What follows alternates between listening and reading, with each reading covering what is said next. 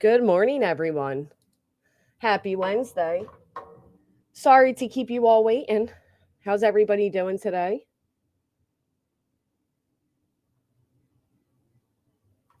Good morning. Good morning. Hey, 58 and Fabulous. Thank you for that. Thank you to everybody who hit the thumbs up on your way in. Sorry, I'm trying to multitask now. Um,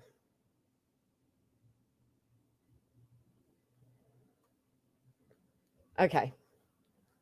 How was everybody's week? We are halfway through.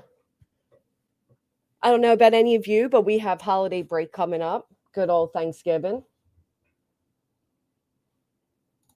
I'm sorry I was running so late. I have so many things going on, and I am not prepared.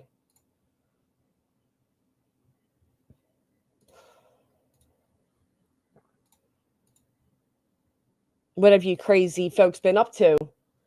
What's been happening on the tubes? Good morning. It is hump day, halfway through.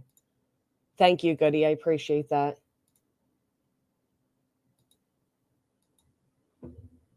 Okay, let's get this. No turkey. Yeah. Oh boy, I heard all about that one. I guess what I don't understand is if you're crowdfunding for somebody and claiming they don't have the means for a Thanksgiving dinner, would you follow it up with all the fancy things that you yourself want? You know what I mean? Or would you have the self-awareness and the decorum to understand that people are struggling, so saying and bragging about things that you have or want is pretty damn ignorant.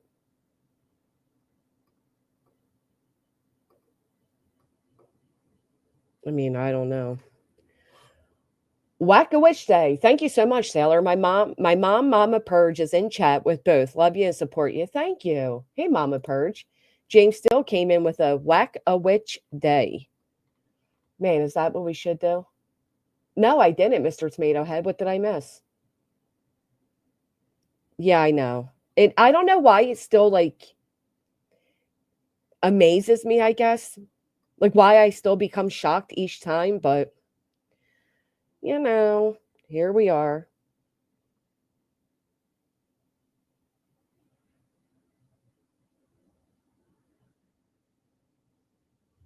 And ask for help, then the next sentence, please give something. Right, right, right. And if you want to support your girl, if you want to support your girl who just bragged to you all about everything they have,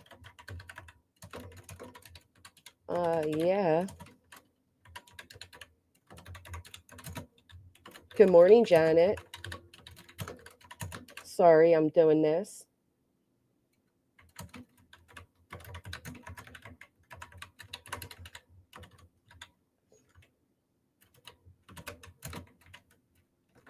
Good morning, Gemma. And then she said she doesn't get paid till the 21st. So all the money people are donating now, she has to pay because she won't get paid. What the fuck off. So basically, send me cash apps and everything because I decided to put myself in the middle of something that I can't afford to be in the middle of, but yet I can afford it because if you watched me, you've seen all the spending I've done. Sounds about right, right?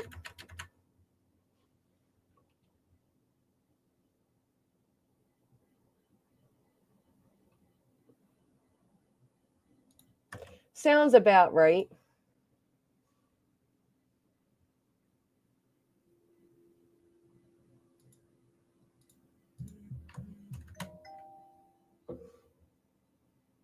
Oh, 1 second.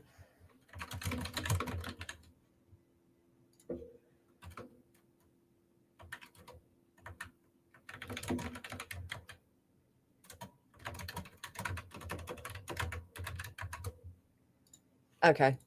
I'm almost prepared. So many things have happened this week. It has been a busy, emotional week. Uh,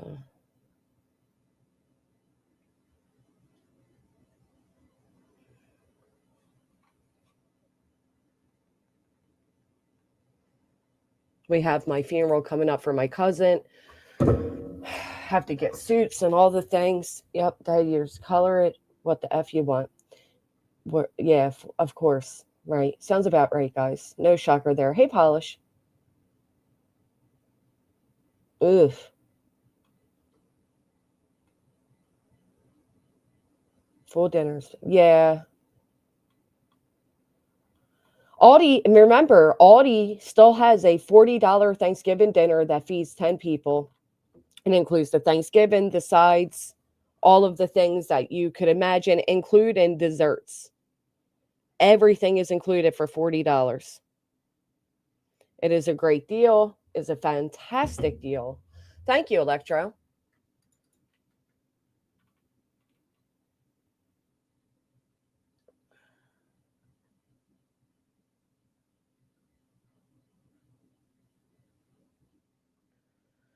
And of course, Brittany still just comes out here and lies and does all the things she does. But that's okay because she is going to have to face the court.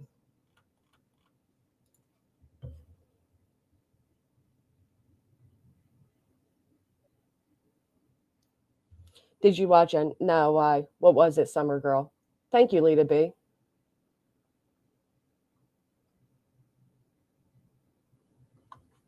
What was it about?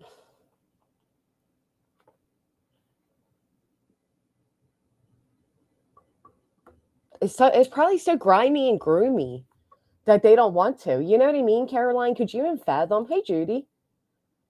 Thank you so much, Kelly. Can't believe she's gotten away with that lawyer fund. I cannot stand her. She hasn't really gotten away with it. Turkey, franks, and beans this year, Ben.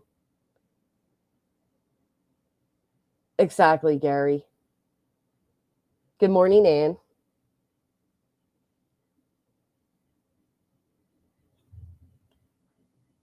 Okay. Let's keep looking.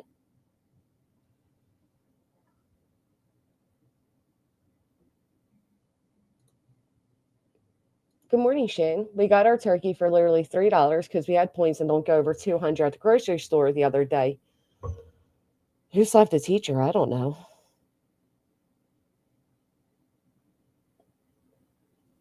She sure is. All the distractions.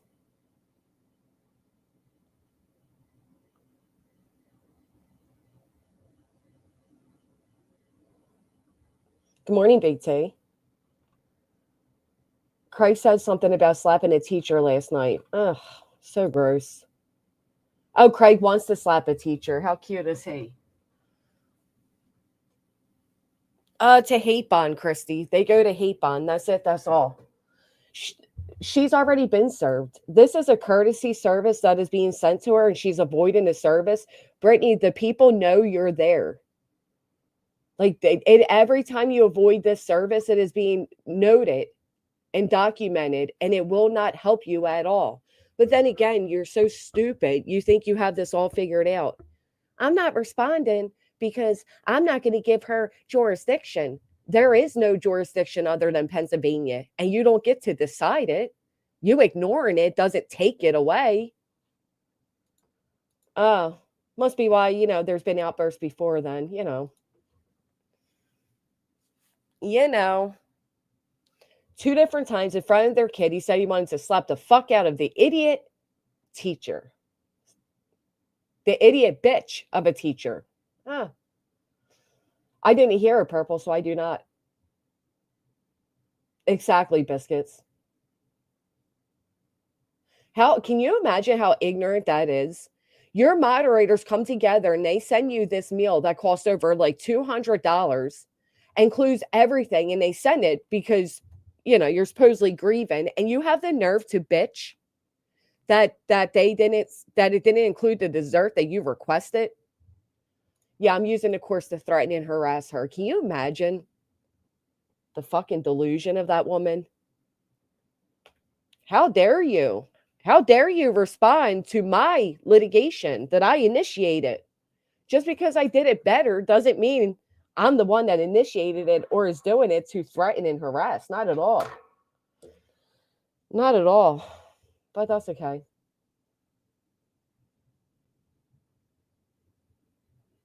Oh, that's fun. That's fun, Phoebe. That is crazy. I'm sure I dreamed this now, but didn't GW recently share something about how... Yes, yes, Lindsay. Yes, I said the same thing. I thanked Cash for helping a member of our channel. Sure did.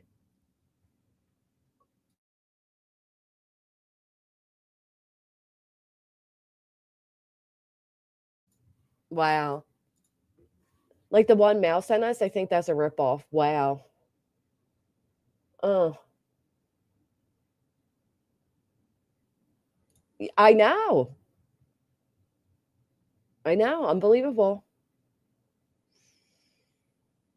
I can't either, Rebecca Jax. And I just, again, I love the fact that she thinks by avoiding it, by simply avoiding it, if you don't answer the door, again, this is a courtesy.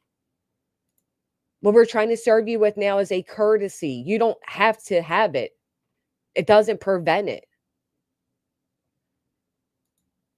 It's just so that you can't turn around and act like it was never sent to you, but it doesn't matter because it's on the docket and we're not responsible to make sure you get it. Tell young man named Daniel that she is sorry that he has terminal brain cancer. She fell asleep mid-sentence. Ugh. Gross.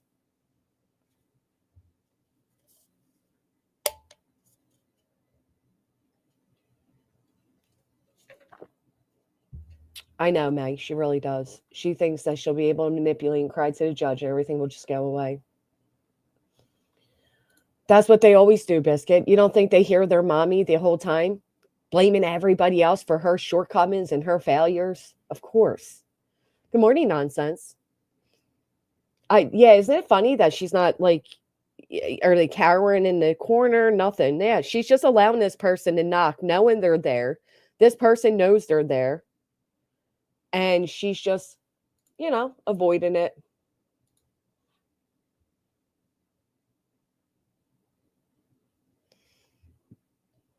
Just avoiding it.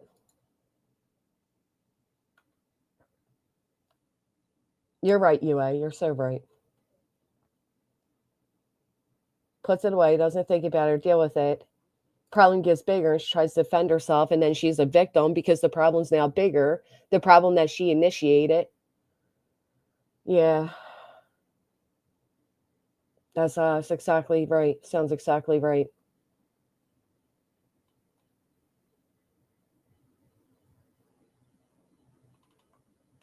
He loved the dinner his grandma made. Beach said she could make it, but didn't in their 12 years together. Whatever.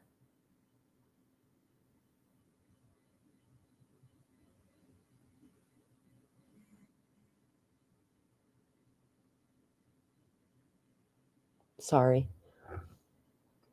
Yeah. Your Honor, I sent the C and D, but it was only a C and D. That's all it was a C and D, Your Honor. She's harassing me.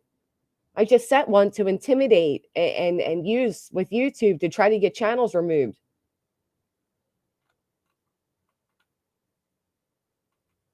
Would she rather be served in public? Perhaps that's what comes next, Lindsay. She can't. It's not, again, this is just a courtesy. It's just a courtesy. We don't have to give it to her.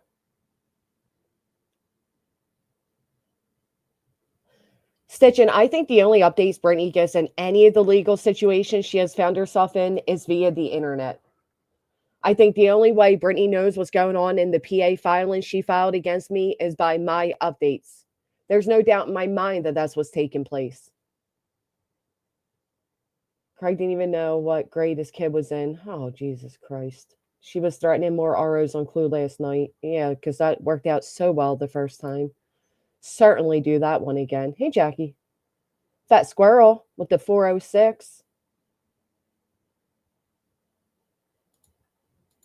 I know this is a real pain in the ass, but I have to take this phone call really quick. Is in regards to my cousin. I am so sorry. Give me one quick second. I do apologize. I will try to be as quick as I can. I wish I had like a video to play. Maybe this, no. I wish I had like a video to play for you guys while I do it, but I simply don't because they changed over. Thank you so much, Feisty Nana. I'm so sorry. Please just be very patient. I'm sorry.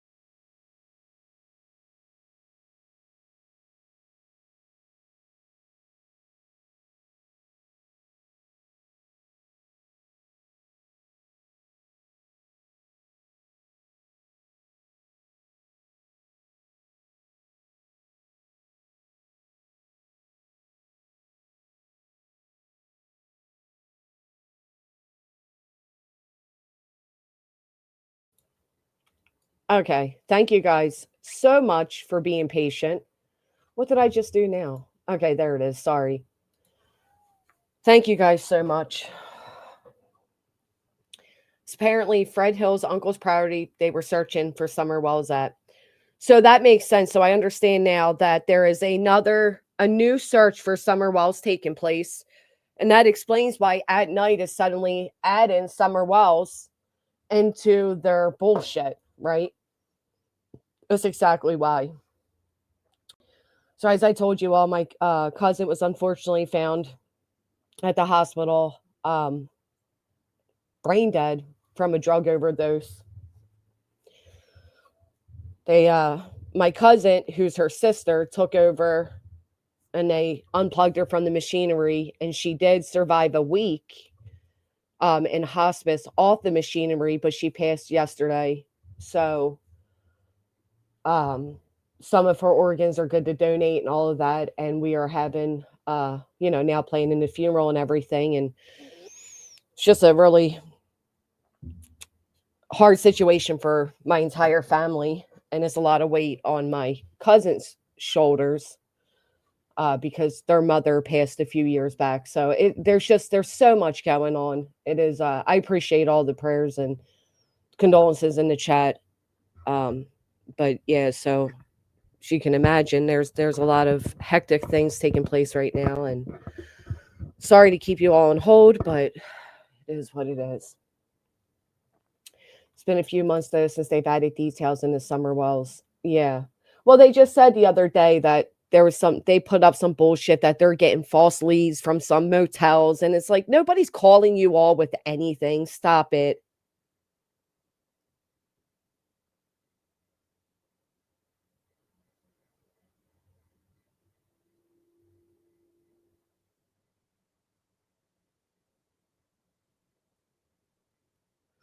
Unbelievable. Thank you guys. I appreciate that.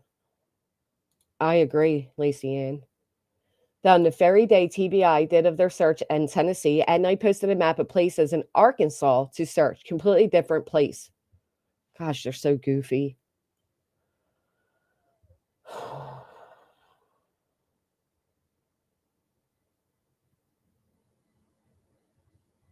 You guys are the best. Thank you. Oh, yeah. Fantastic news. Did you all hear the White House? The White House is getting involved in the disappearance of Sebastian Rogers. Now, listen, that would be fantastic news if it was real. The problem is these people come out here and they say the most asinine things, right? Like, remember a year ago, they posted a photo of Donald Trump in the SUV in the front seat with the Secret Service because he was in Tennessee and he was going to go and find this priest who is a YouTuber but never spoke about Sebastian. And it's like, first off, he would never be in the front seat, you fucking morons. But yet they jumped up and down like the little fucking idiots they are, and waved all around and stomped their feet that it's coming, arrests are coming. And here we are, almost a year to date, and now it's the White House. Shut the fuck up. You people should be embarrassed of yourselves. Brittany spent the other day when she kept looping on the same super chat. She kept trying to figure out what it's called, and the word was propaganda. She wasn't sure if it was propaganda or gaslight. That's exactly what you idiots fall for. Do you know propaganda was started, right? When they first created it, what they would do is they would find the town idiot. They would find the biggest fool in the town to whisper in their ear, and they would run around to all the other fools. And then that fool would tell that fool that would tell that fool. And before you knew it, you had a whole town full of fools believing the fool. That's exactly what all of you are. You're the town idiots. I mean, how fucking stupid do you have to be to think that a random subscriber got an email from the White House that they're going to be searching for this one missing child in Tennessee, but not the parents. The parents that, and then they're like, Seth Rogers, you better call us right now. You're going to miss this opportunity. Do you know how horrible that is? Do you know how disgusting that is? To try to emotionally blackmail the father of a missing child, that if he don't call you back, he might miss this opportunity. You really think Donald Trump, who's busy trying to fucking shut up, Jess. Just shut up. Let me mute myself for a second.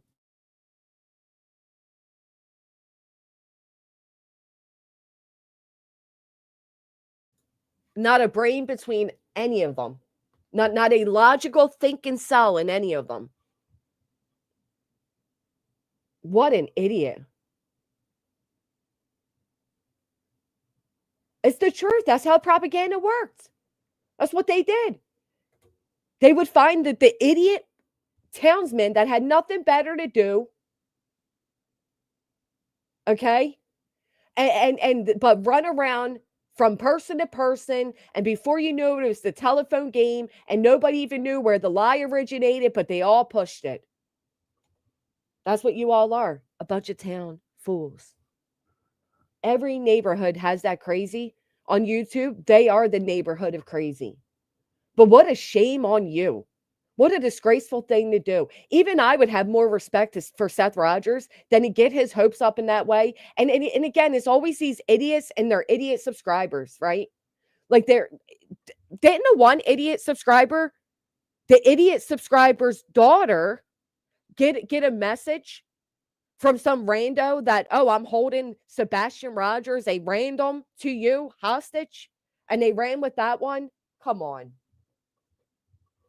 Put a 1 in the chat if you guys remember that.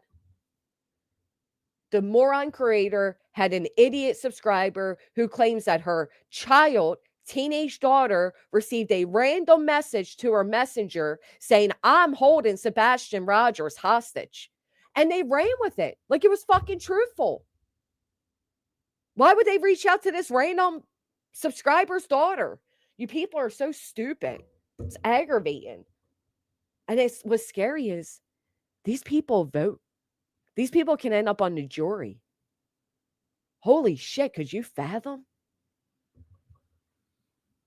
Could you fathom? Bunch of idiots.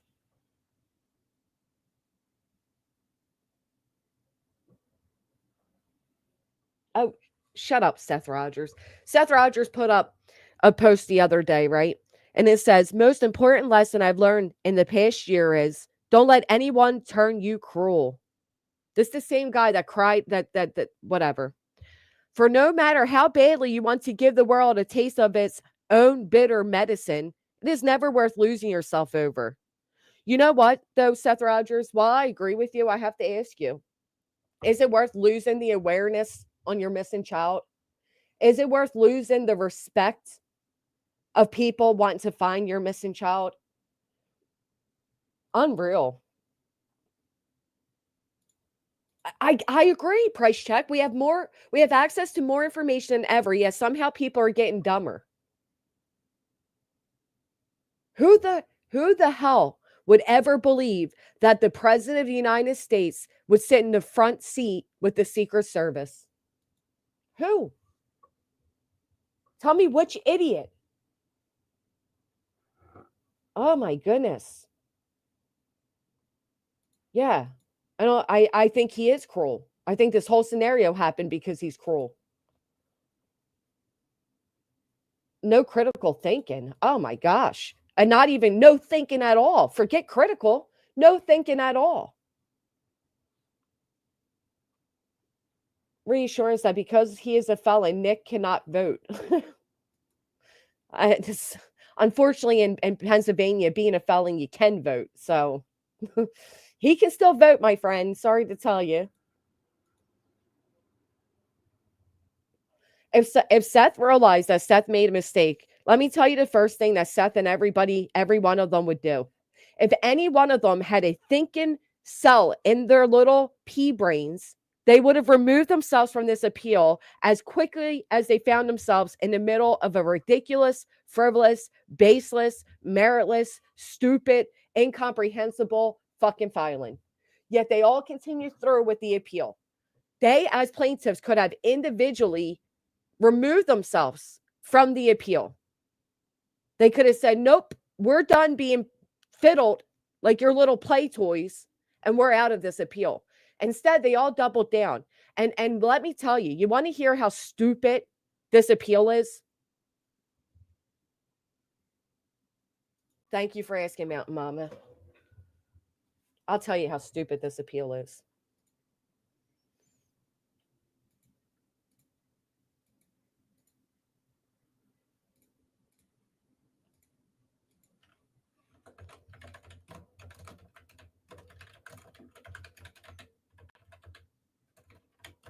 One second.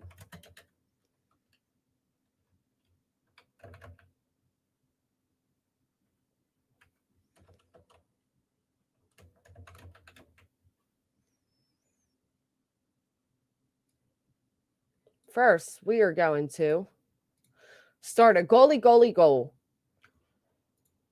Did you send another one, James? Thank you so much, my friend. That's really kind of you. Pretty telling when Taco was the smartest in the group. Taco ran. Nope, BTU sure wasn't. Let's see the nonsense, not the good nonsense. Yes, not our friend nonsense, but the nonsense. The incoherent ramblings of a fool, okay? Mind you, the person on the other end of this is supposed to be a 20-year attorney. This man is supposed to have 20 years as an attorney.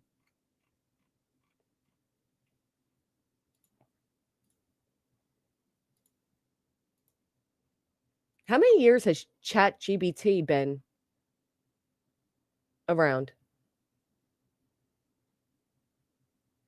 It's rather new, right?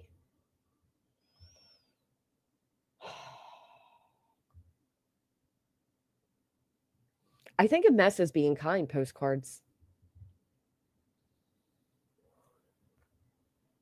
Okay, so basically, their filing was so ridiculous that we had to file several things now. I got to see which one to pull up for you all first.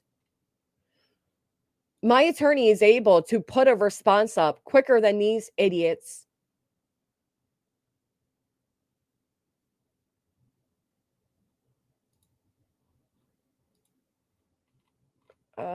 Do, do, do.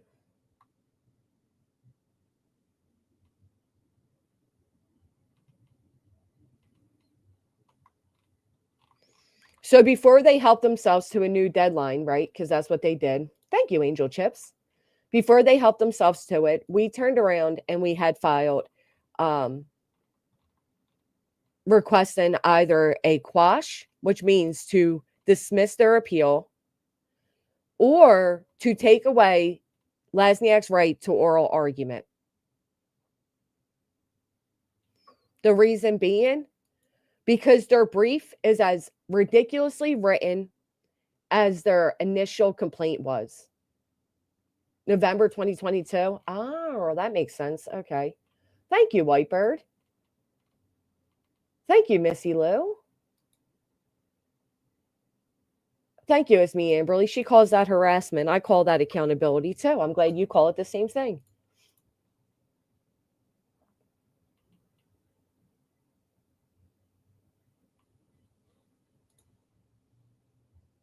Okay.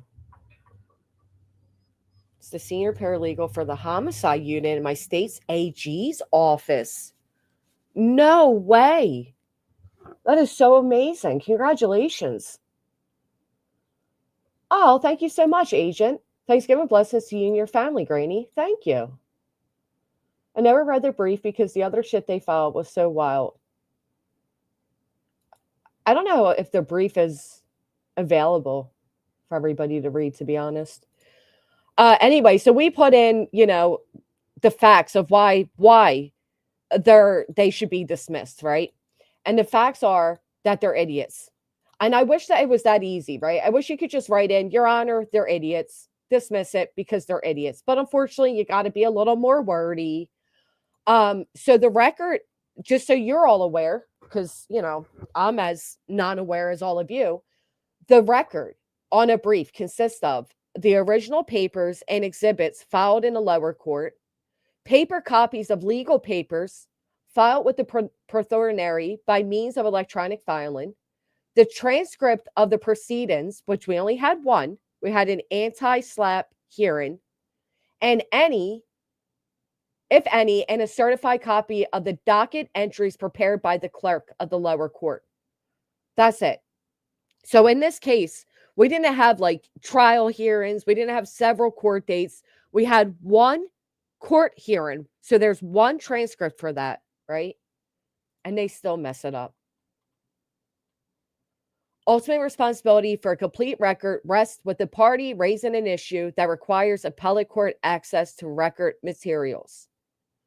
So if there is an error or omission to the record and a difference arises as to whether the record discloses what happened below, the discrepancy must be submitted to and settled by that court after notice to the parties an opportunity for objection. So basically, their brief is so poorly done that we believe the appeal should just be dismissed because they failed. They failed to put the reproduced record. They failed to meet any deadlines. They basically just make up any and all procedures that they want. They're not following the rules. The general rule, the reproduced record shall be served and filed not later than the date of service of the brief or 21 days from the date of service of the appellee's brief in advance form if the record is being reproduced, meaning large records. There are no large records in this case, and to this very moment, we have not received, as far as I'm aware, our copies. And they're supposed to send a copy to each of us. In this case, the appellants failed to make a timely designation of the contents of the parts of the record which they intended to reproduce, plus a brief statement of issues which they intended to present for review. A timely designation of the contents of the parts of the record appellants intended to reproduce with a brief statement of the issues. If they're not making a timely designation of the contents of the parts of the record they intended to produce, appellants then fail to file a reproduced record consistent with the PA rule at the time of the filing of their non-conforming brief. Clearly, appellants have not met the requirements or the applicable scenarios where the reproduced record would be excused from production, and notation thereto would allow meaningful review of their claims. They're also trying to slide in things that they never mentioned before, right? So that was our old filing. That was a while ago that we did that one.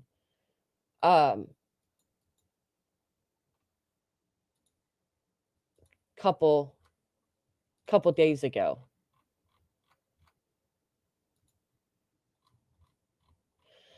So I'm going to read you everything they did wrong on their filing, and then I'm going to read you their filing.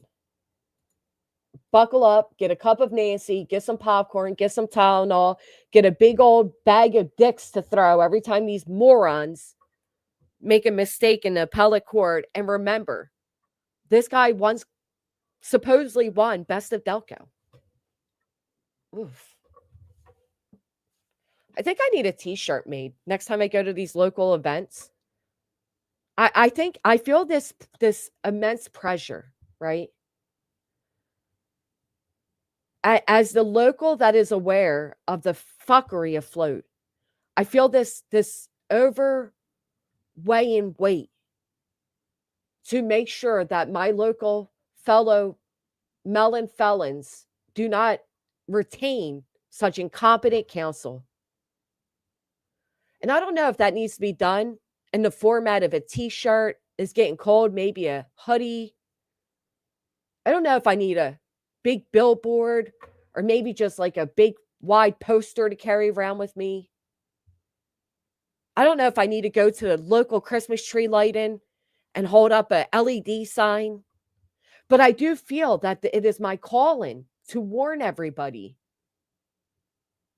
to save themselves from further prosecution by having such an incompetent counsel. Maybe I need a light up hat.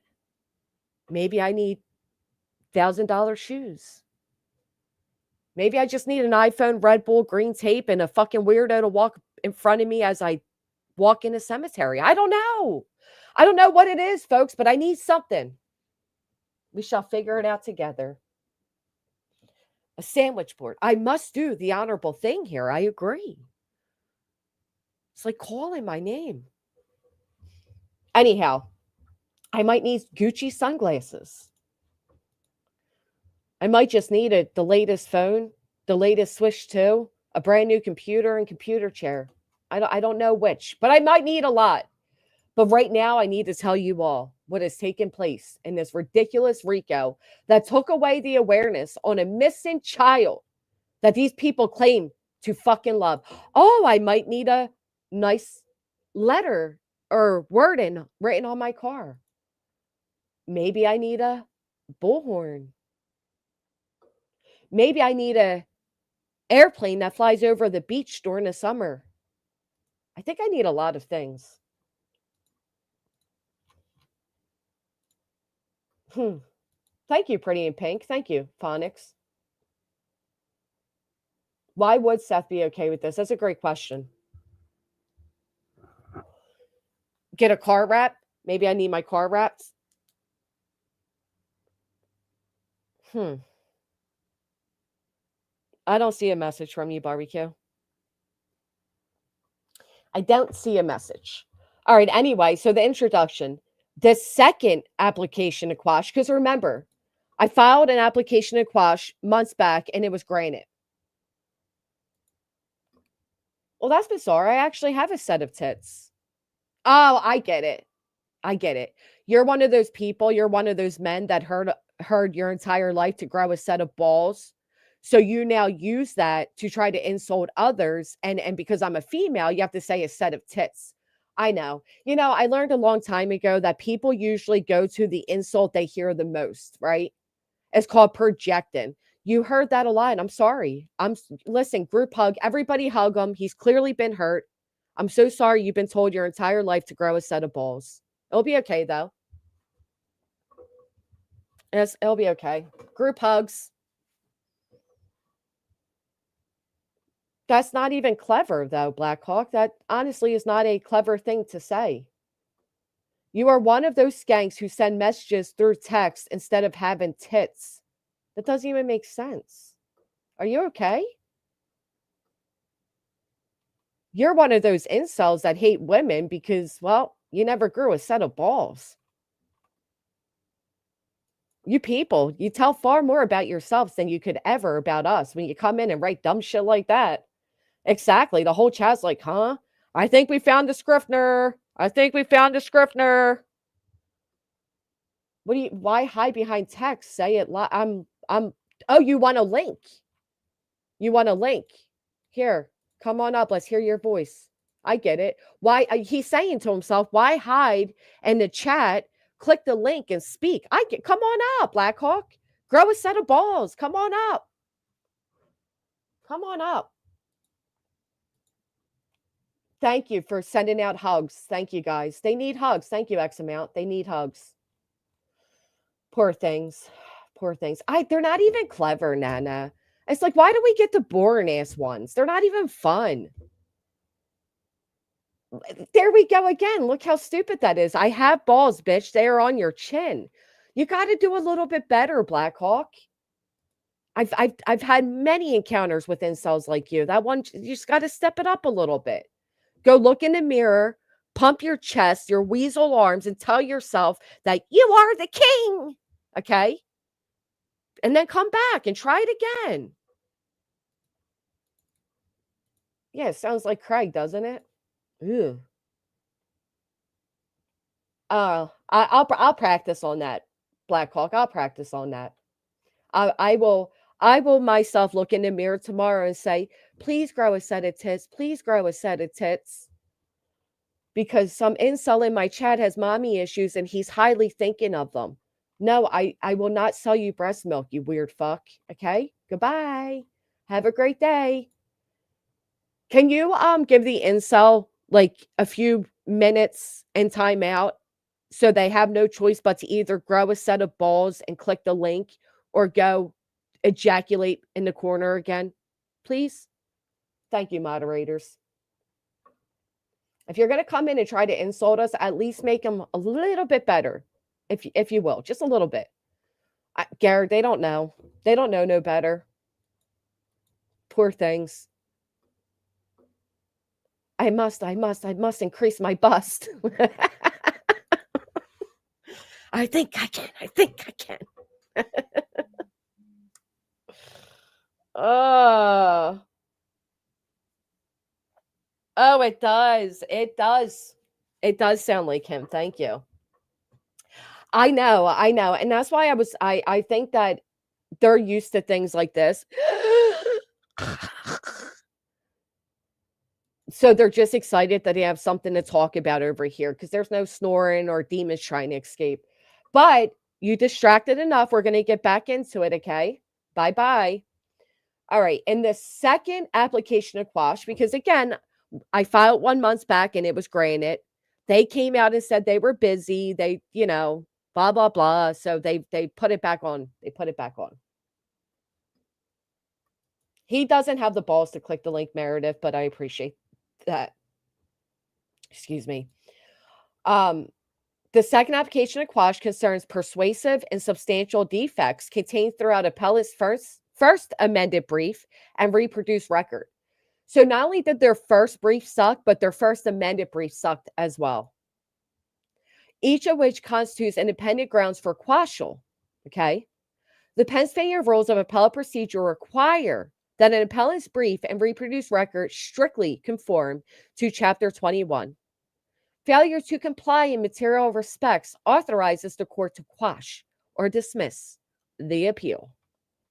The many defects in appellate's filings go far beyond harmless error. It's not like, oh, yeah, these guys are special. No, it is incompetent.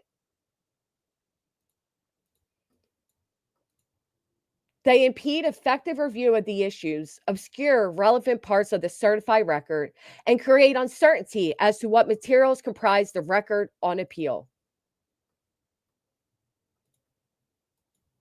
That would make sense because Ben George forgot that he had his favorite lady of the internet, we'll say, up on the screen, right? Remember that, guys?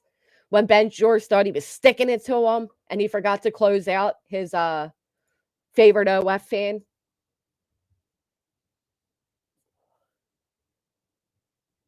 Oh, thank you, Smokey. I love a generous woman. Good morning, Pink October. Thank you, Sasha. The goal is outrageously high, and I recognize that, but I figure reach for the sky, right? I think it's better than coming out and pretending that some subscriber somewhere out there needs help with Thanksgiving dinner. And despite me bragging about all the food in my kitchen and, all those credit cards, I'm going to ask all of you to support it. Matter of fact, I have to tell you all because I found it to be very generous. PJ and Dolly reached out, and apparently I was volunteered for a Thanksgiving dinner, and it was very kind of them. Thankfully, I don't need it, so I passed it forward to the next person who could be of use of it. But I thought that was very kind of them, very, very generous, and I hope that it does go to somebody who genuinely could use it, and it makes their holidays a little bit brighter.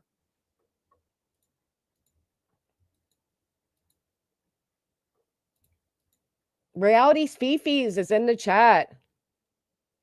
Are you screaming, look at my avatar? That was nice. It was very nice. It was very nice. I do have to say, though, remember, your local community is struggling as well. I did as I said I would, which was go through my cabinets and, when things were on sale at the grocery store, and I gave them to the food banks while the government shutdown was taking place. The local Boy Scouts collects things from your doorstep. I put stuff out for that. You will make much more of an impact, even if you can only grab 2 bags of green beans or, something so small can become so big when you do it within your community. Donate an extra pumpkin pie, It was nice of them, Newfie. It really was.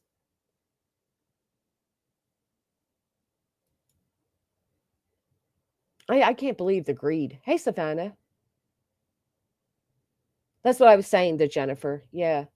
And you don't have to give an entire Thanksgiving dinner. It could be a side, it could be a dessert, it could be a turkey, it could be many things, and it will add up. Be wary of YouTubers that come on the internet and ask you to help them help some random unnamed person. I don't trust it very much, obviously for obvious reasons. And I couldn't imagine knowing somebody in my community, because I do know. I know I have people within this community. I know some of you, and I know some of you struggle, and I never put your struggles on Front Street. We privately help you.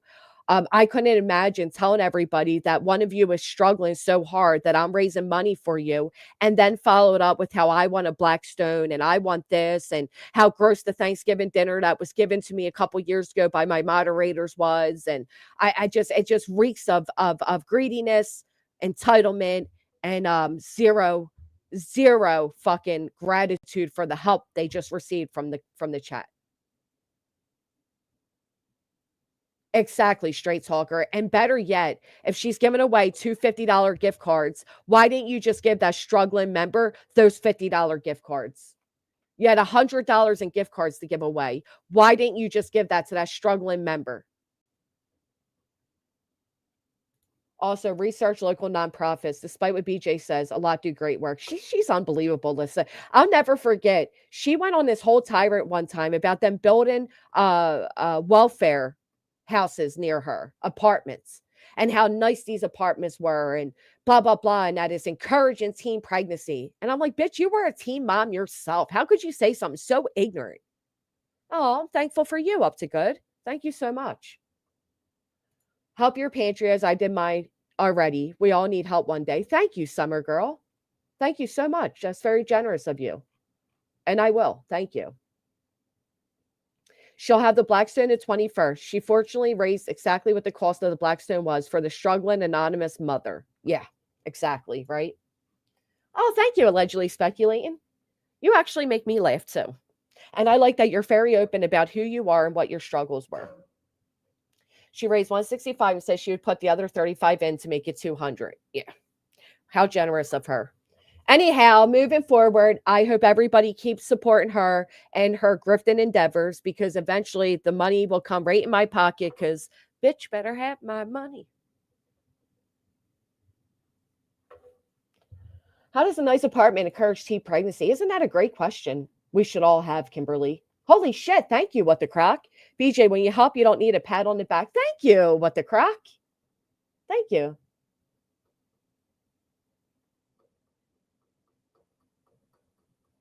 Couple of days still collecting. Yeah. Okay. Gee, Nanny Nut, I'm so sorry to read that. If you guys aren't aware, you can call your local your VFWs, local food banks. There are tons of local organizations that will drop a Thanksgiving dinner off to your doorstep. Um, if you guys need help finding that in your area, or you need help in any type of format like that, feel free to send me an email. Alert me that you sent me an email so I know to look for it, because I have email PTSD and I don't go to them very often. And a lot of times I read them and I don't respond, but I do see them. But if I know you're looking for a response, I'll respond. You can dial 211 in any area. Oh, I didn't know that. Thank you for sharing that with us. Most churches, yeah, there's a lot of ways.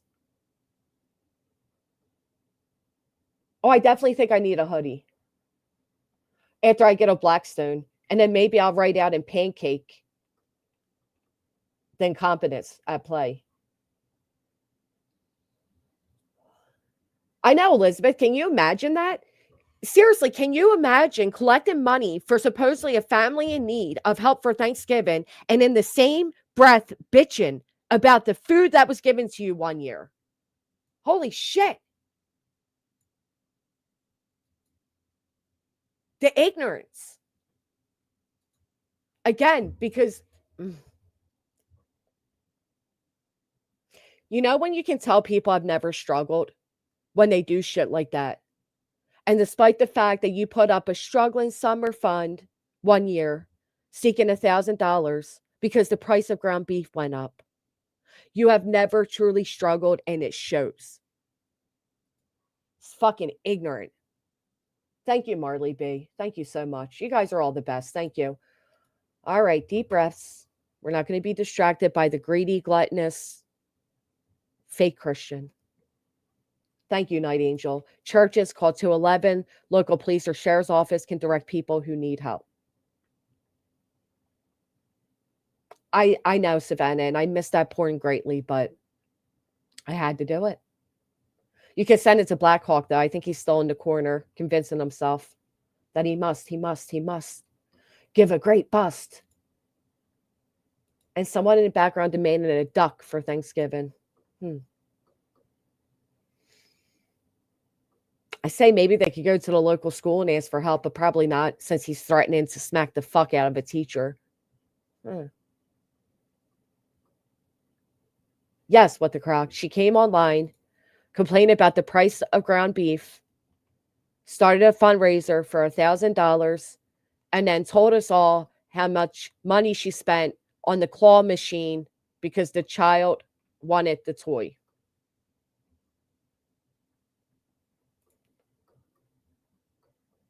Wow, she said she was gonna donate to the person on live. Hmm. No, I couldn't. That's why they do that. That's why they accuse everybody else of grifting, because that's what they're used to doing and or witnessing themselves. Yeah. Emma Lou, thank you so much for the $10. I really appreciate that. Thank you. I found out that your local rescue groups will help with pet needs too. I did not know that, Plant Puppy Lady. Thank you for telling us that. So there you go.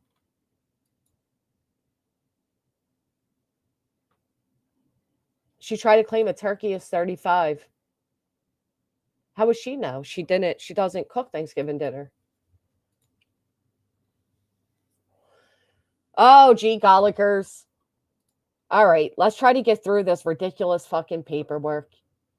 The many defects in appellate's filings go far beyond harmless error. They impede effective review of the issues, obscure relevant parts of the certified record, and create uncertainty as to what materials comprise the record on appeal.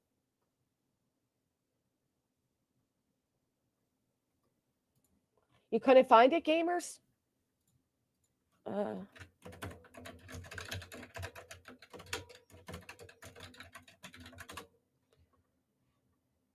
yeah, I mean, even if you quick Google it, it says it. Thanksgiving dinner for 10 people with items like turkey, stuffing, mac and cheese, and pumpkin pie. You can purchase the ingredients to make the meal themselves, either in store or online, with the total price remaining 40. And this is the deal is nationwide. Though prices online may vary slightly, but it should come to around $40. And it includes ingredients for mac and cheese, stuffing, mashed potatoes, and gravy, green bean casserole and sweet potato casserole toppings, Hawaiian sweet rolls, cranberry sauce, ingredients for pumpkin pie, including canned pumpkin and a pre made crust, chicken broth, evaporated milk, brown gravy mix, miniature marshmallow, French fried onions. How to get it in store? Go to an Aldi store and purchase the 21 specific items on the list. Order for delivery via Instacart, Uber Eats, or you can also order online for curbside pickup.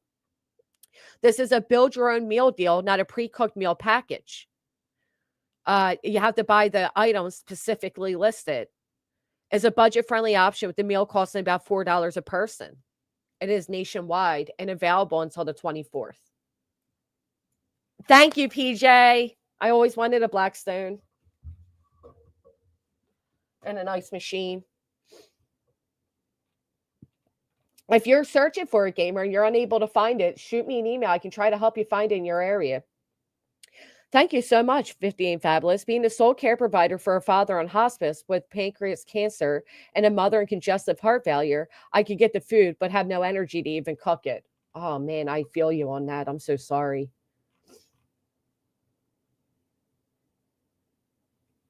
Oh, that's a good point. She could black out the name and show the email.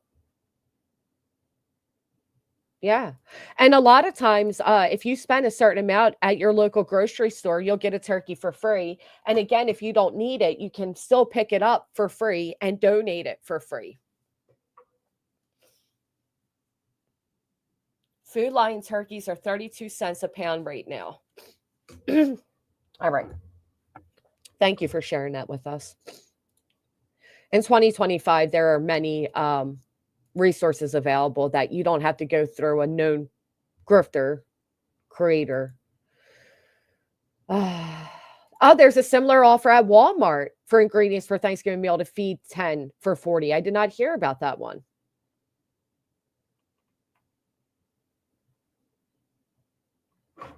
I know that's right, Hellfire. Remember that whole email situation that took place where she lied and claimed that somebody in my chat threatened to lock her doors in and light the house on fire?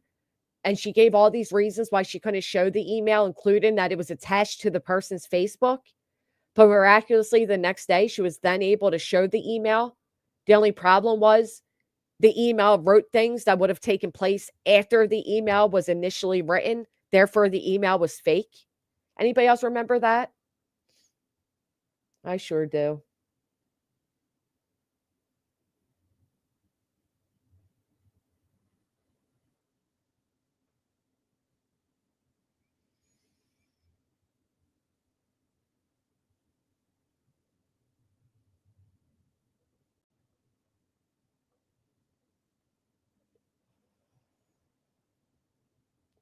My phone has been fucking up horribly. Messages are not going through. I'm not receiving them. So please know that I'm not ignoring you. There's just something going on that my phone is like literally broke. Anyhow, moving on. Yeah, you guys remember it. Yes, thank you. Yes, that was right. So Rule 2101 grants this court authority to quash or dismiss an appeal.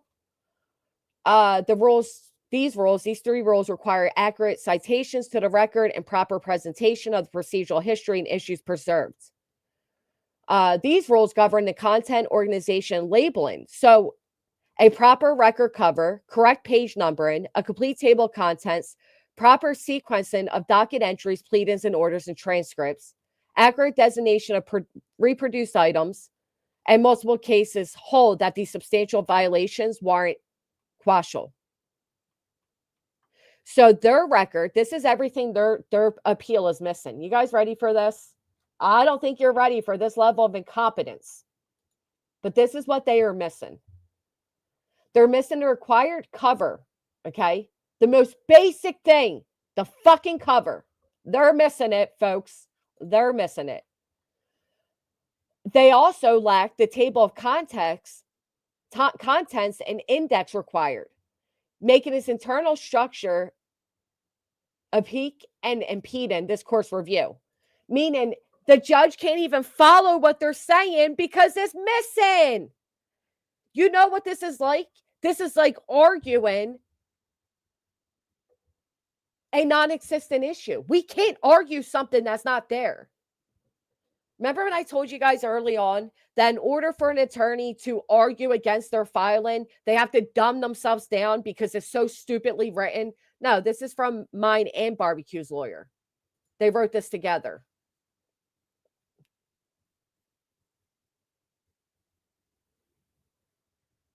They joined together to write this one.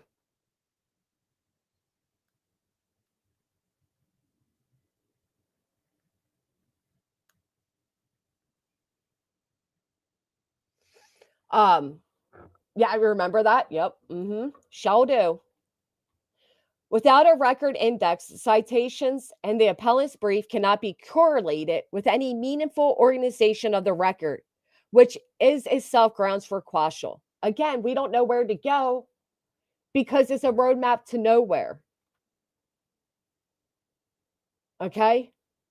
It is the dumbest thing you will ever see, and I will show you all it in just a moment. Add this to PJs for your Blackstone. Thank you, Smoky Mountain. I really do want a Blackstone.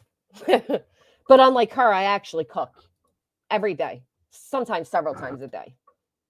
No one in law wrote this. I agree, Stephanie.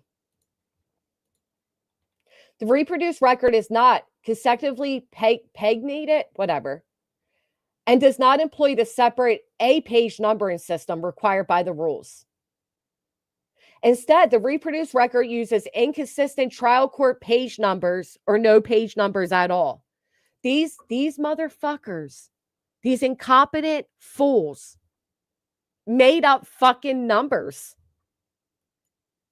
They just made them up. They're not even real. They don't go anywhere. They don't exist.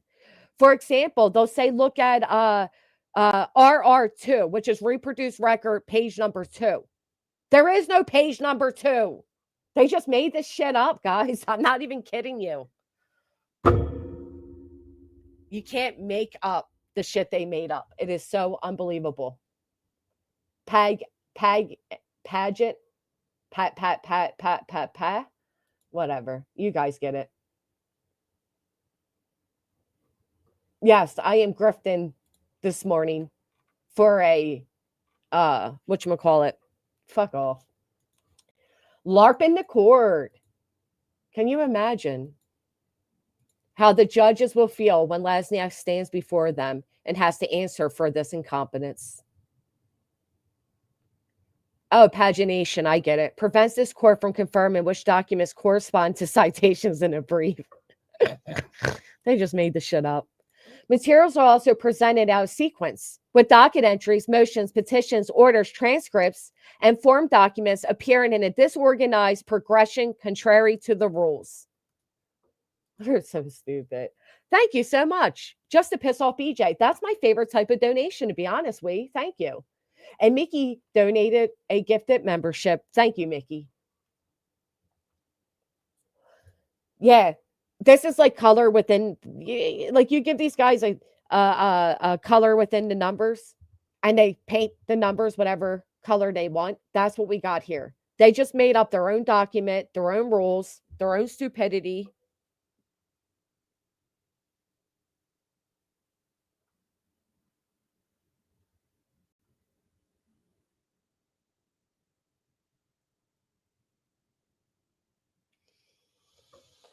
Thank you for hitting the thumbs up. Do you think they are setting up a situation where they claim incompetent counsel? No. Nope. I do not. I live in an apartment and miss Girl so damn much. Because FUBJ. Say it louder. Let's say it together. Hey, Megan. On the count of 3, let's say FUBJ. I went in pro se in custody court and studied Ohio rules and followed them. Yeah, they studied stupidity and chat GBT. Anyhow, let me get the countdown. Hold on. Hold on. I think there's a soundboard over here. We're going to drum roll. Wait, did we even drum roll? Oh, my volume's low. Oh, okay. Let's try that again.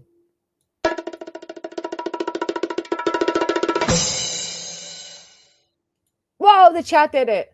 They responded. They don't like you. For your Grifton Blackstone. Thank you, Betty Crocker. I'll be honest with you guys. I likely will not buy myself a Blackstone, though.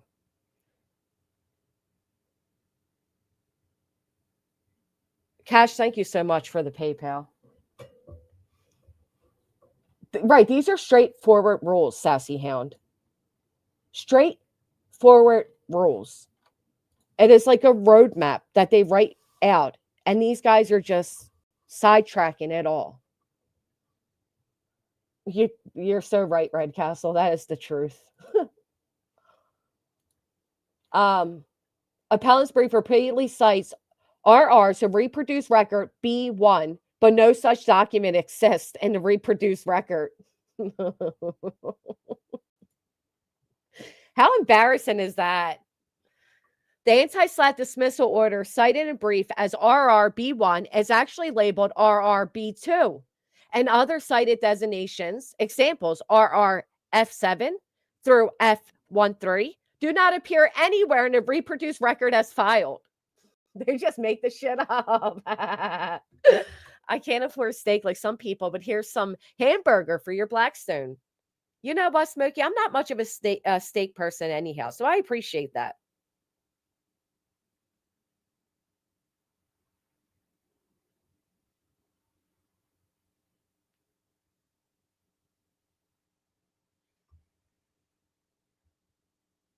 Okay. You love hamburger? Oh, you can tell it, Red Castle, can't you? You can tell it.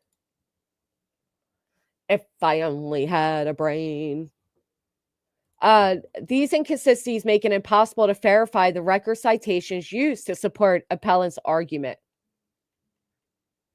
The reproduced record contains conflicting docket numbers, including the omission of a 0 on the notice of appeal. Now, listen, this may seem like it's no big deal, right? But I feel like it is, and I'll tell you why. I feel like one of the reasons these guys have messed up so much is because they don't want the lower court, they don't want the appellate court to be able to look at the real record. She should be thankful. I'm notifying her of what's going on because we all know her free counsel has never returned a phone call. Okay. So she should actually thank me. You should thank me, Brittany. Nanny said, call me crazy, but what is a Blackstone? I wholeheartedly agree. It's obvious he was free. Right.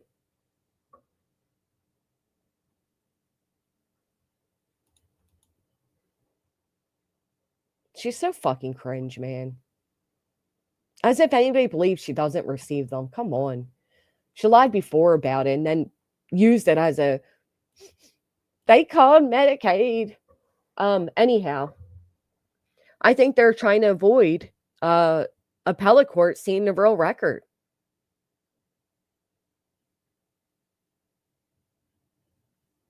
I think that's exactly why they're doing this so incompetently, and they're purposely messing up the docket numbers and everything. Nothing else makes sense. Truly nothing. The case caption also contains spacing and name inconsistencies, complicating identification of the correct appellate record. See? What are the odds that you mess up? Thank you so much, Sharon. What are the odds that you mess up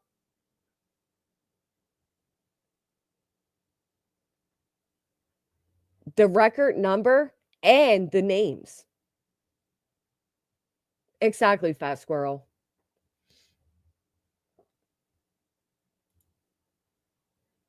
I don't think so, Lindsay. I don't think they could do that. Several pages, including those labeled RRF6, contain transcript fragments merged with partially visible forms, graphics, or scan-in artifacts. They should have used Brittany's printer. Sillies. She has a brand new fancy printer. Why didn't you use hers? How boring is all of this shit, you know? It's like, at least be competent enough to make it worthy of reading. Then we go over to what Lasniak filed, which is his first amended appellant's brief. Do you know how many people get to amend their brief? Not a many.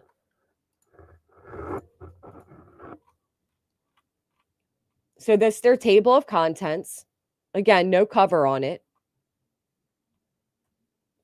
Issue number 1, statutory effective date. They shouldn't get to argue that. You know why? Because they never brought it up in the lower courts.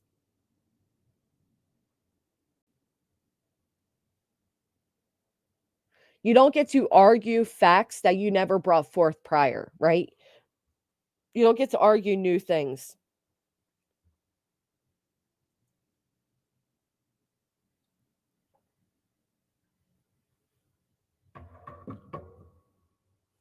He did do it without permission from the courts. They never agreed to their extension. Thank you, Betty Crocker, for being a member for 12 months. Or else he would have cut service to these lying weirdos for making him look incompetent. Unless there's a reason he can't cut service, Sarah Q. Let's think about that one.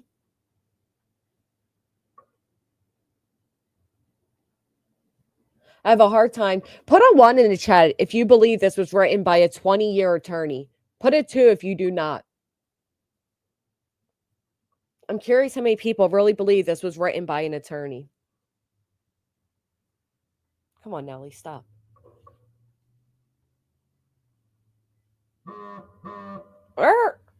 Alert, alert. Lots of 2s. Miss Liverbird said it was written by the devil himself. You know, to top it off, when Lasniak asked, stop it.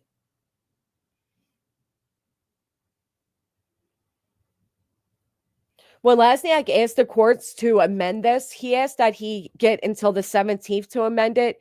Guess when he submitted it?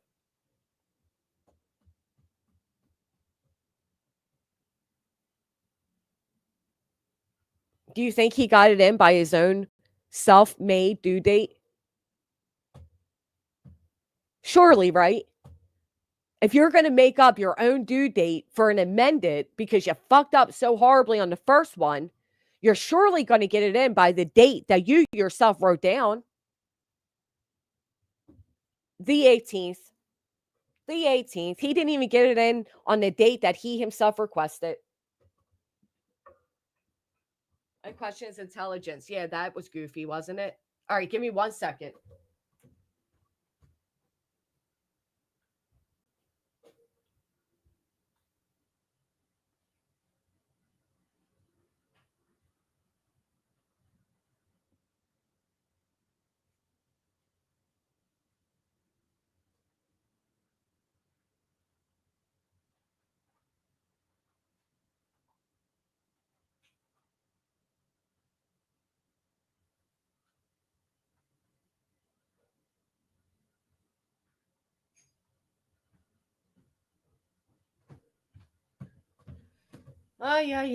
He missed his own court date.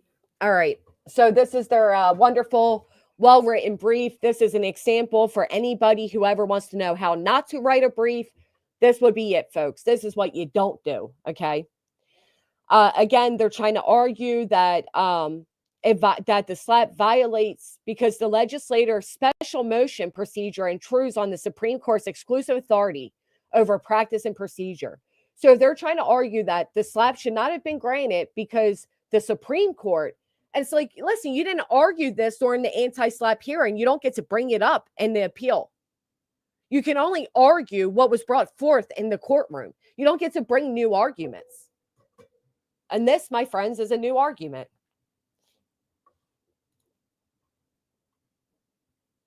Before that section became effective under Act 72's express condition precedent, the Pennsylvania Bulletin notice, no, you don't get to bring any of that up. You did not argue any of this at the lower court. You don't get to bring it up now. Public safety exception. They're saying that their restraining order that they requested that was the judge called mute should not have been because they failed to apply the public safety exception off the fantasy that we were live broadcasting a court hearing that you cannot find broadcasted anywhere on the internet because it simply wasn't. It simply wasn't.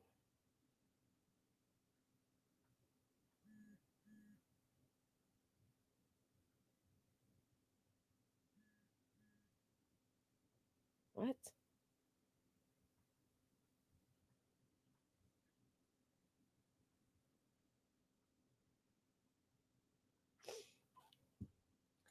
Desperado. Oh, desperado.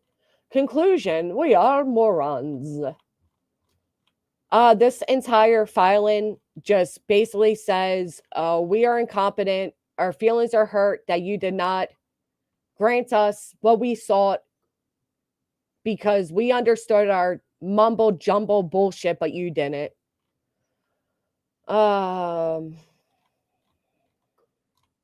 This is seriously such a poorly written brief. And listen, because we're not attorneys, we may not understand the gravity of how poorly written this is.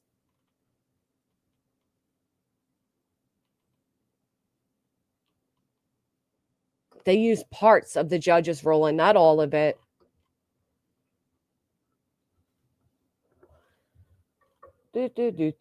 Right here. They are claiming that we unauthorized recording, broadcasting, and doxing. Do you know how stupid that sounds? Hey, TK. Had a comment how bizarre it is. She raised legal funds and now is talking about raising money to adopt families for Christmas. How are you going to raise money to adopt families for Christmas when you're asking people to adopt your own family for Christmas? I'm convinced of it too, Mr. Tomato Head. I showed you who was the person with a phone in their hand, not me. Is she really asking to adopt that? Isn't that ironic? Because who just mentioned an angel tree? When you all said to me, please have your children put together a wish list for Christmas, what was my response? She's so fucking... Figure out who you are, BJ. You fucking smell. Golly.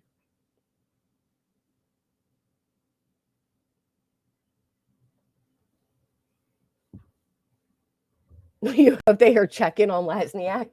Do you think he's not okay?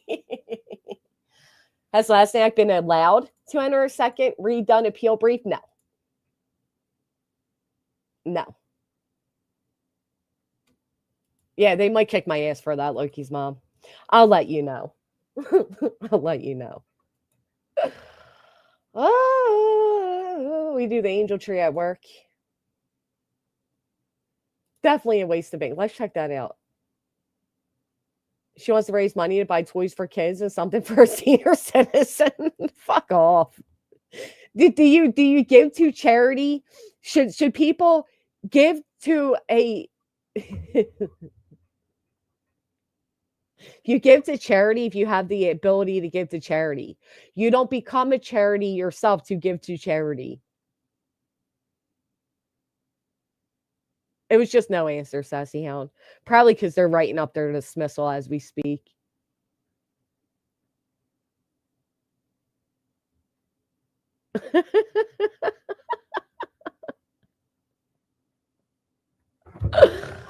Oh. Y'all, I want to give back to charity, but first I need y'all to give to me like I'm the charity. Fuck off, man. Why don't you direct your community to their own local charities? I mean, come on. I don't know, Mr. Blue. I said it the other day too, but it is what it is. I mean, I couldn't fathom. Give locally, man. Why give to somebody like her who already misappropriated over $10,000? Why would you do that? Why would you give to somebody who already fucked up so terribly with the money you gave?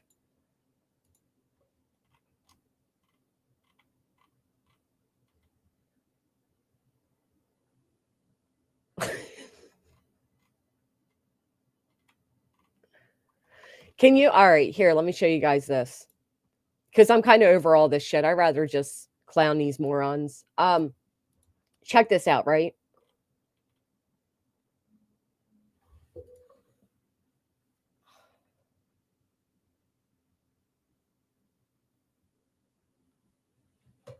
Is she still accepting donations? Who knows? So they just put their own numbers, right? Like this is 3, but they put a 2. This is 4, but they put a 3. This is what they entered. This is their, look how horrible and terrible their printer and copy machine is.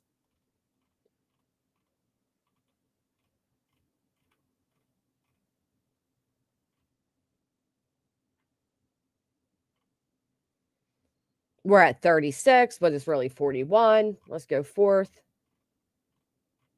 This is what they printed it. This is their reproduced record. They just printed out.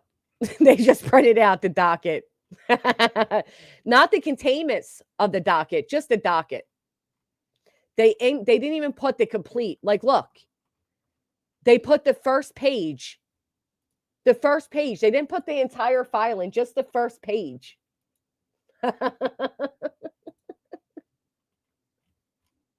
That is not what you're supposed to do. Check this out, though. This is interesting. Responses to the anti-SLAPP motions were due no later than 20 days of the filing of the respective motion. So no later than January 9th and January 13th. That is, defendants filed cover sheets to both anti-SLAPP motions, providing notice to plaintiffs of this required response time. Plaintiffs' response were filed on February 14th, more than a month after the latest due date, and 2 days after the parties were alerted that the court would address those motions at oral argument. So even the lower courts are saying these guys make up their own timeline to things. I love that. It's been noted all throughout.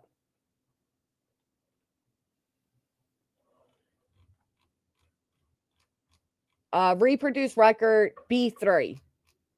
What do we have here? Oh, only part of the judge's ruling. The March 26 motion amends expressly plaintiff's similar filing on March 21st. And filing this amended motion, plaintiffs have improperly amended the caption of this case without agreement of the defendants or a court order.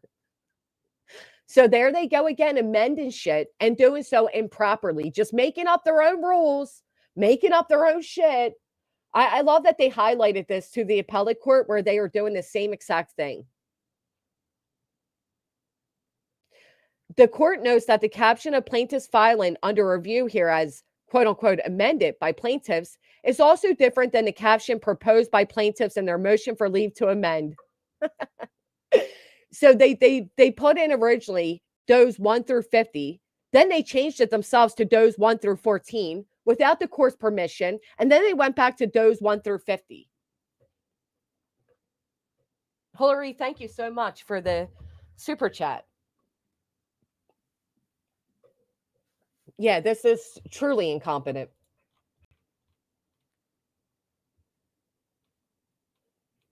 Here's the judge's very well thought out and written opinion. Let's see if they placed all of it.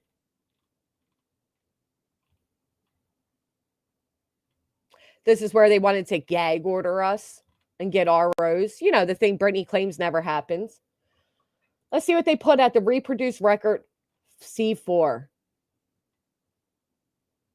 Their notice to appeal.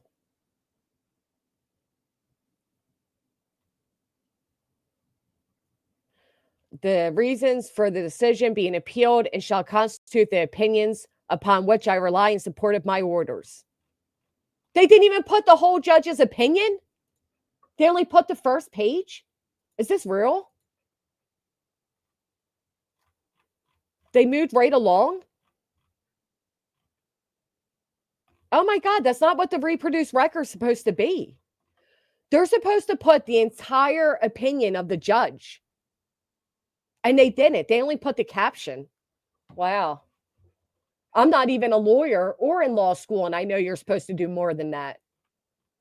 This is their notice of appeal.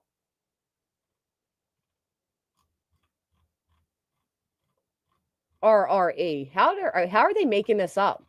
So reproduce record D5, and then suddenly we're on E.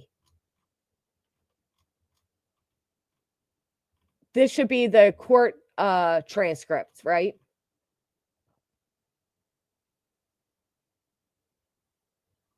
Oh my gosh, look at this. You can't make this shit up. They only put part of the transcript in here.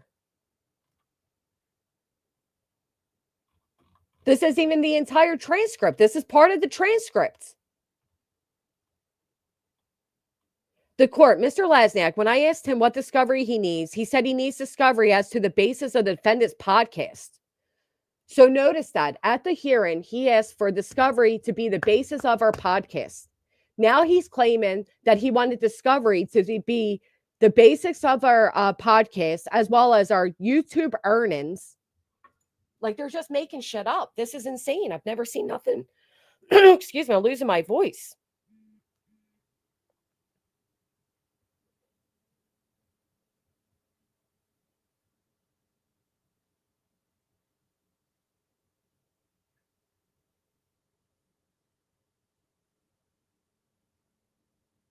Each page is to have a number again. Each filing attached is not an exhibit. It just doesn't even make sense. They're just putting whatever they want. They're not putting the entirety of everything. They're supposed to have the whole reproduced record. And here again, this is what Lasniak's limited discovery he wanted. I believe there's information that can be garnered on a limited basis, Judge, to find out what it is that these defendants had intention as far as these podcasts.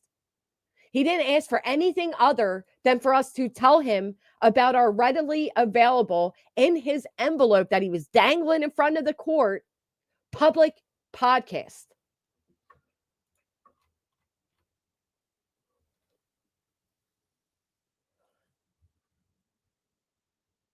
So,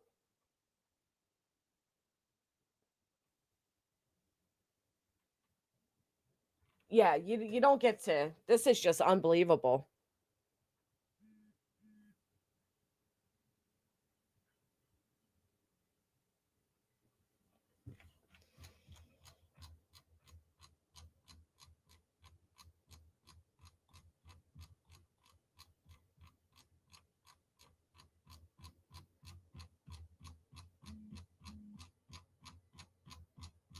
Doot. Here's where he got his ass handed to him in court.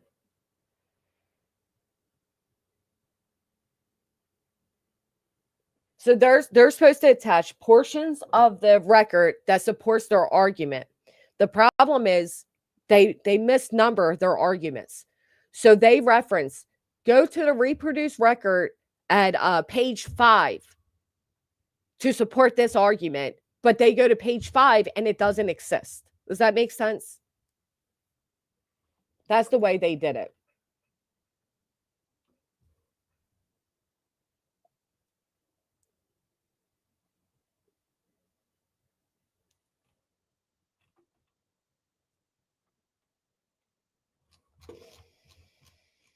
This is where they're claiming that we were live streaming, which was outrageous. They had our courtroom interrupted twice. The green team interrupted the judge twice on fallacies that we were live streaming. There are over 1,200 people in here right now. Over 1,200 people in here right now. Did any of you see us live stream that court hearing? Did any of you see the court hearing appear anywhere as a live broadcast or even as a video after the fact? Put a 1 for no and a 2 for yes.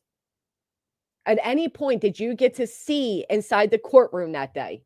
No, no, nope. Well, everybody say never. Nope, didn't happen. They just make that shit up.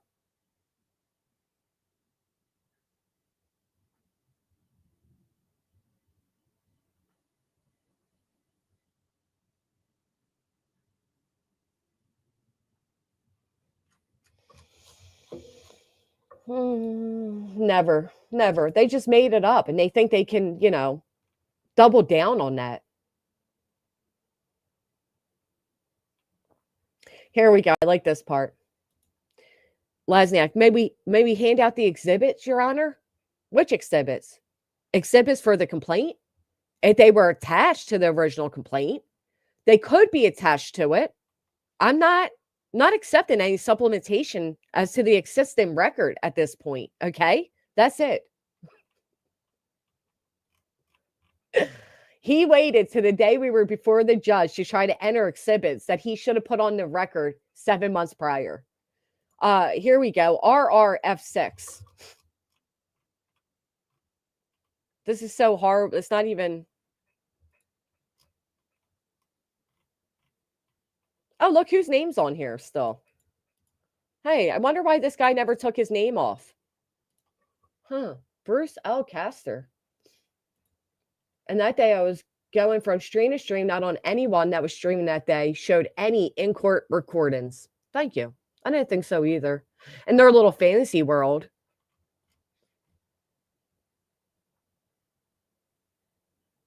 One World Trade Center. And is in the process of relocating. So when you look it up, Your Honor, and you see that they're not actually there, it's because they're in the process of relocating.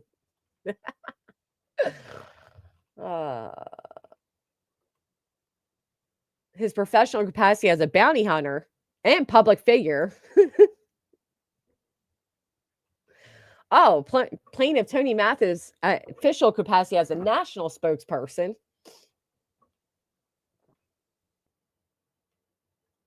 I don't even know who Christina O'Donnell fucking is, man. I still don't know. Julia Valencia, I wonder where she's been.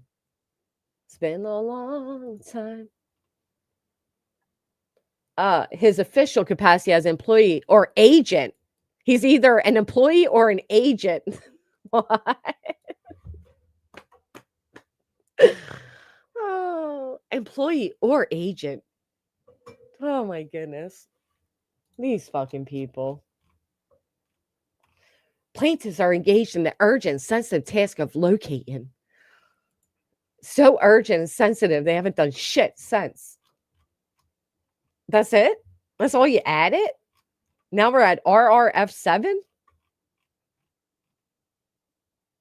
Wait a minute. What the fuck happened to the rest of the complaint? Where'd it go?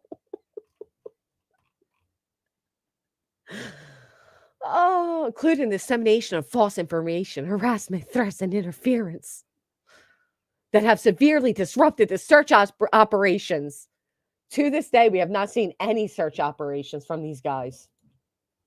Diverted critical resources. Who believes these guys have critical resources available? I know, Mona Lisa, I'm telling you. Revival, good morning. RRF7. Plaintiff's motion for leave to amend. They're still arguing that this was on the docket. Therefore, we should have never been able to have a hearing because the judge never ruled. It's like, well, wait a minute. You didn't need the court's permission to amend at that point. Towards propane for the Blackstone. Thank you so much. We're just Blackstoning it up. Oh, RRF8. Okay, let's go. Motion pursuant. Okay. Barbecues filing.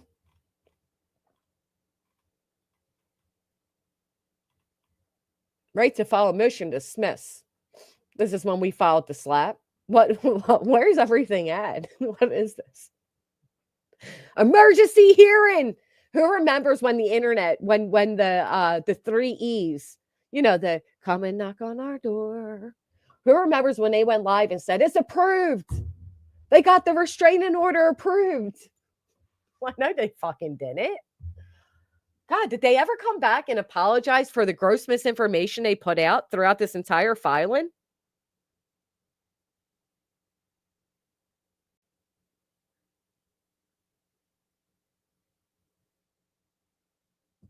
Code Brown, Code Brown. Oh, my goodness. And let BJ know Granny got hers without even asking. Thank you, Fletcher. Thank you so much. Blessings to you, Jess. Thank you, Fletcher. No, they never came out. No. Exigent circumstances set forth. The judge is like, you put no proof of anything in this, you guys. There's no proof of nothing. Recording, photographing, live streaming.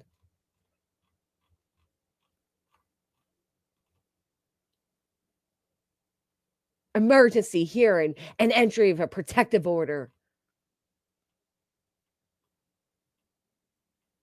God, they're such a joke.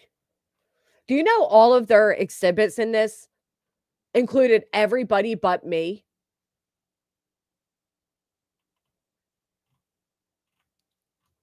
It was a bunch of like X things and Twitter things and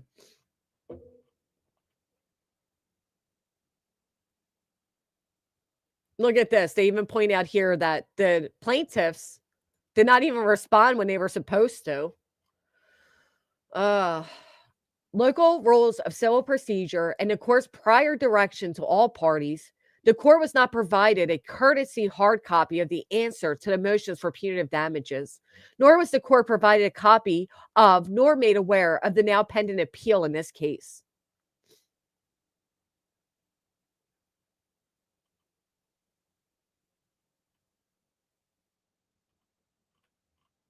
Basically pointing out again that they failed to follow the rules. Who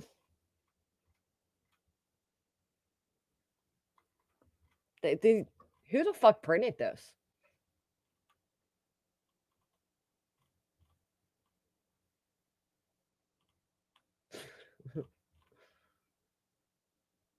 Why does Lasniak's number handwriting change all the time, Lasniak? Miraculously, his signature never changes. Look at that. It just remains the same. Never seen anything like it. That's it. That's all. There's their amended brief. Cash says, bye, Lasniak. I ain't buying him nothing. Back to the bushes. BJ saying last night, if Clue keeps harassing her, she will take her to court again and show up an hour. Oh, no. Don't show up early to your court hearing. Now that is intimidation. I have a feeling Clue would show up an hour and a half early, so she'll beat you there.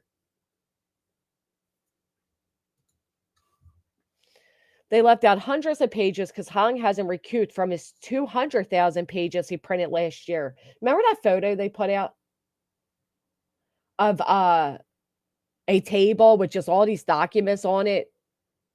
What a waste of trees. What'd you ever do with those papers? Wipe your ass?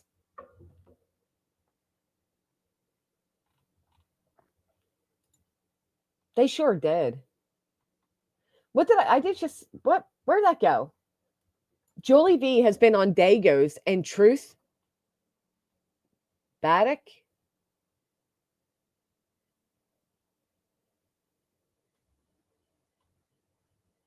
I mean, I don't remember that, Dijon. I don't believe she made out she was getting recordings. Truth Nation and oh, that's good to know. She's still on the internet. I gotta remember to keep tagging her name. I don't think any of these plaintiffs should be able to escape the embarrassment of what they signed themselves up for. Pristine, 43 months. Love you, girl. Thank you. Printer ink is more expensive than gold per ounce because it's an electronic copy of his signature. So Hung and Nick can just, stamp his approval. You like evidence of what they've done to find Sebastian? Nothing. Nothing. Do you have many things they've misguided people? You know, when they said that we gave out misinformation and we distracted, that's exactly what they've done this entire time. BJ was saying she looked so forward to going to PA. What happened to that excitement? Unless PA is abbreviation for a local fast food joint.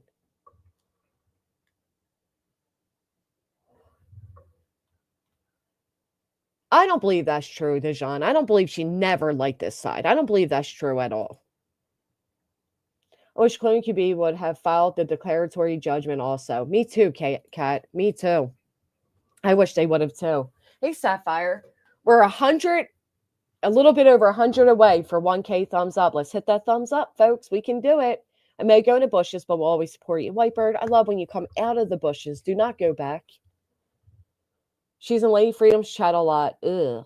She went on either Momming It Up or Lady Freedom like a month ago talking about Sebastian. She shouldn't talk about any case.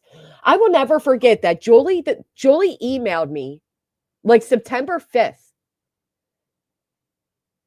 telling me all the hardships she's went through because of Sebastian Rogers case. And then like a week later, she was blaming me for it all after thanking me for everything I've done for her. Like that is, you're a fucking weirdo. They're all weird. Julie's another woman who lives local to me, who has a little production company. Maybe I need 2 sweatshirts.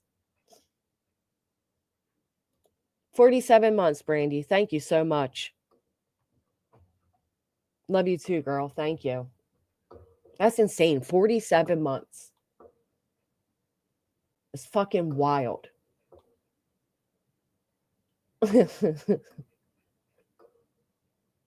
She did casual art. She's like, and they went after my mother. And the next thing you know, her filing says I did all of that. I'm like, you lying piece of shit. And you know who actually went after her mother and did all of that? Brittany. Wasn't me, it was Brittany. Note to self with the 874. I called her out. I'm going to have to do the same thing. So listen.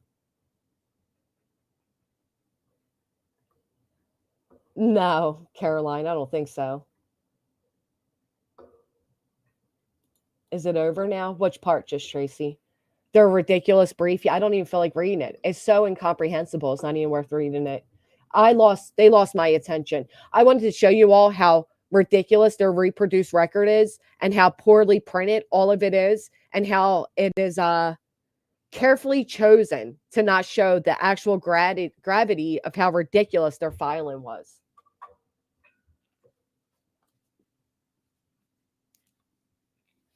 What are you talking about, May May?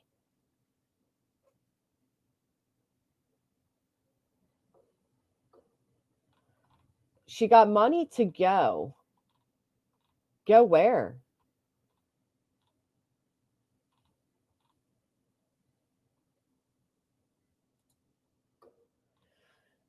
But she got money for it, so she needs to go. Watch her admit she doesn't trust her boy's dad staying with them while she goes, like she did with going to Nana's less than an hour away. The joke was, I fought the law and the law won. Their new song after he is disbarred, I'll get me coat. Cash.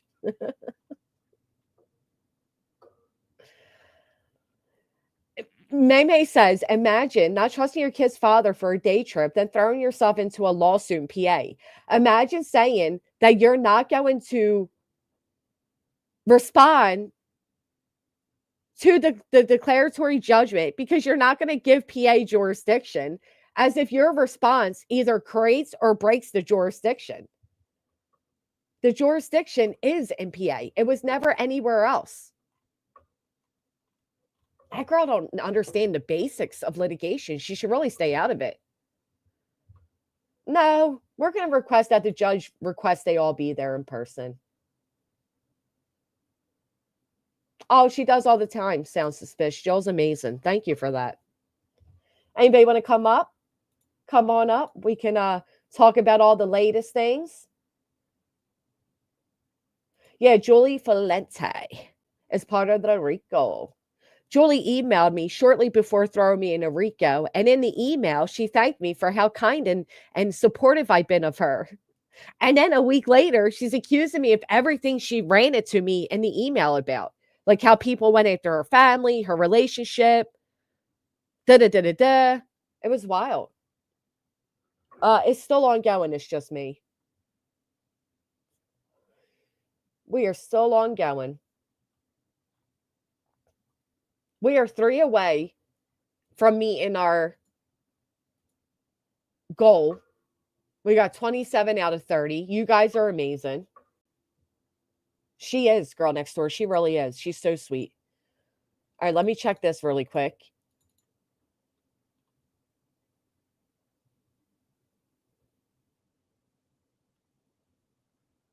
Ah.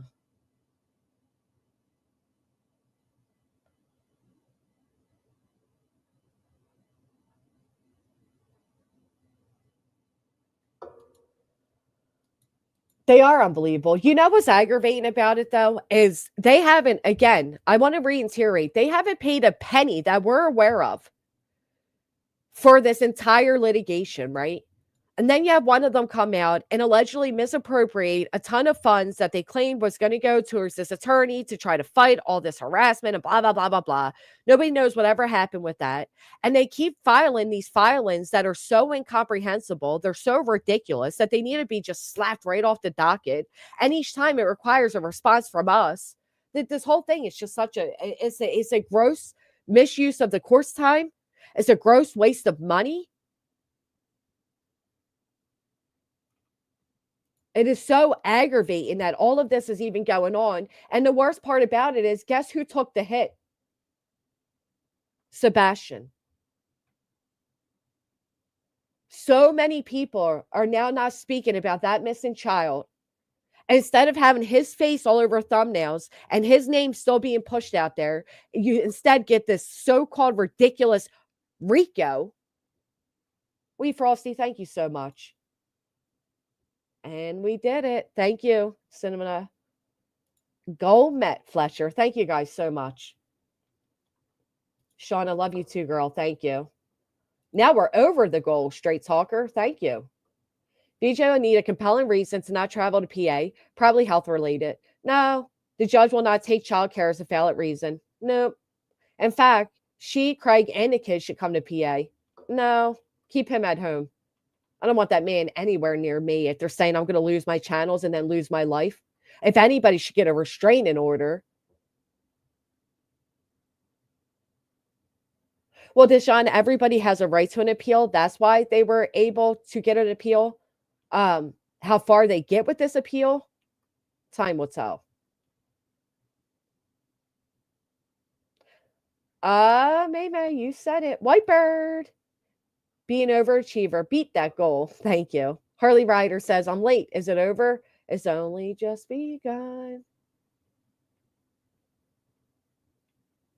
Me too. Be nice, try it. I can't wait for the day too. Lesniak took allegedly a bunch of pro bono plaintiffs for a case that he knew would take a fuck ton of work, and he simply can't handle the workload, is incompetent, and maybe Nick is doing most of the work. I want to see them in person. Yeah, can you imagine though what that courtroom will look like? Envision this, my friends. Envision this. It's a beautiful, chilly morning in Pennsylvania.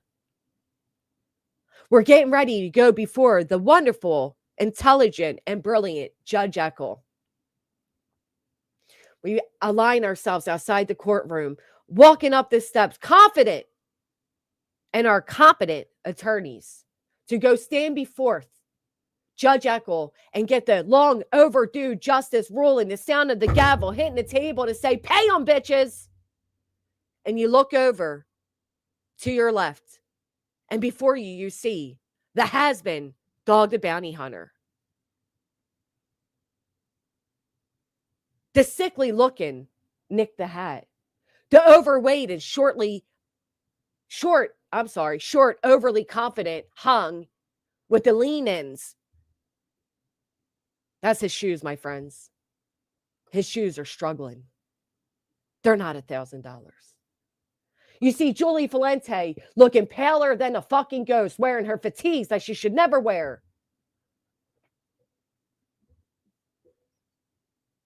We got BJ that nobody wants to get close to besides Betty, because they both look the way they smell, like wet hoagies, uncooked beef with cockroaches crawling up their legs.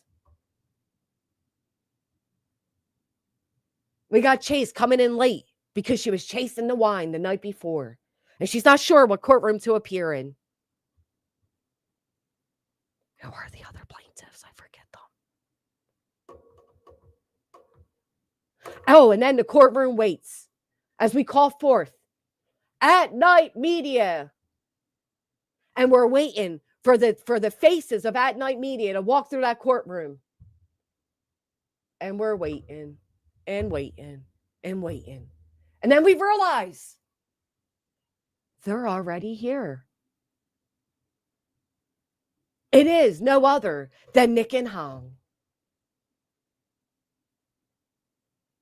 The door opens.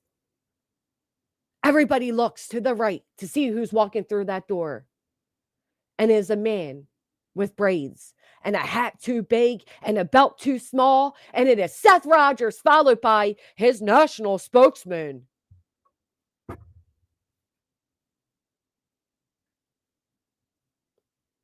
And only Betty face lights up as she smiles ear to ear,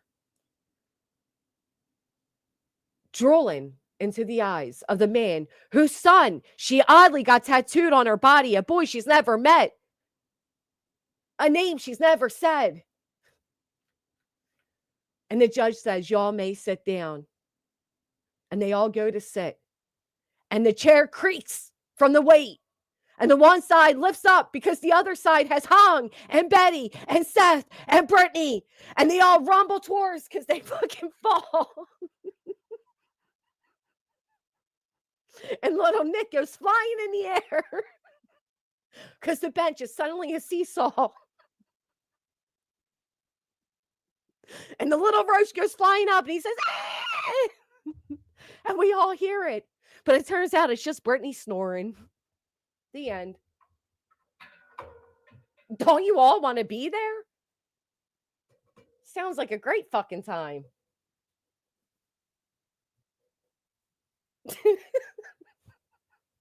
Can you imagine that seesaw action? Make sure y'all separate by weight, okay? Go from heavy to less heavy, heavy to less heavy. Don't put all the fatties on one side now, although that vision was great and it would be a great laugh. I am a little bit worried. Oh, man. Can you imagine what that courtroom would really look like, though? Seriously. Fucking seriously. Can you even imagine? They catapult him into the air. Julie's like, I served our country and I'll save you, Nick. Then Hung pushes Julie over because he's mine. I'm his hero. Meanwhile, Brittany's over there fucking snoring. And Betty's over there flirting.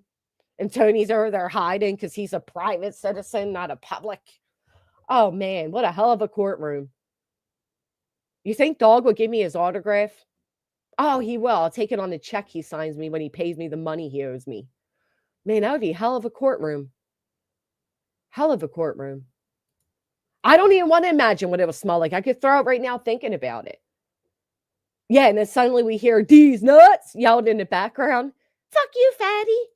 Oh, my goodness. Thank you for the standing ovation, Whitebird. Thank you. Thank you.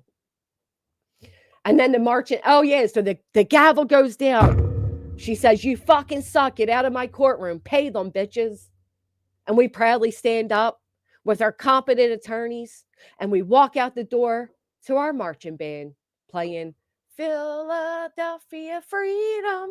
And Brittany goes, I hate Tom Petty.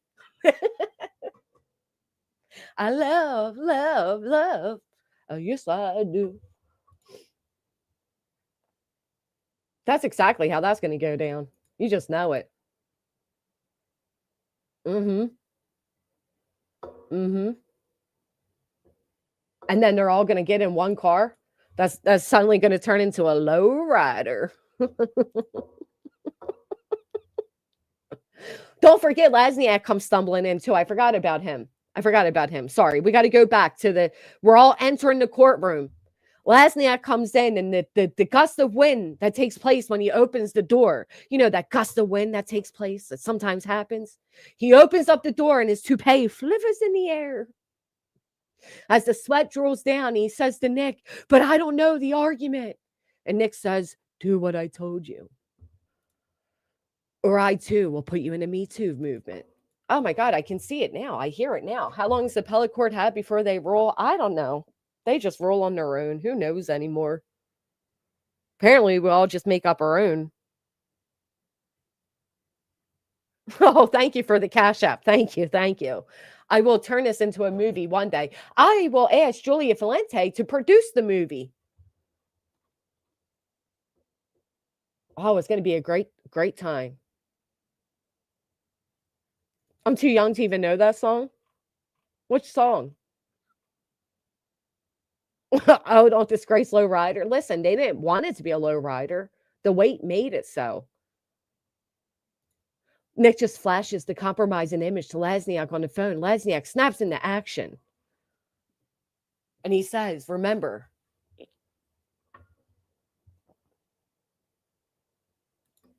will the court hearing be in Delco or Philly? Delco."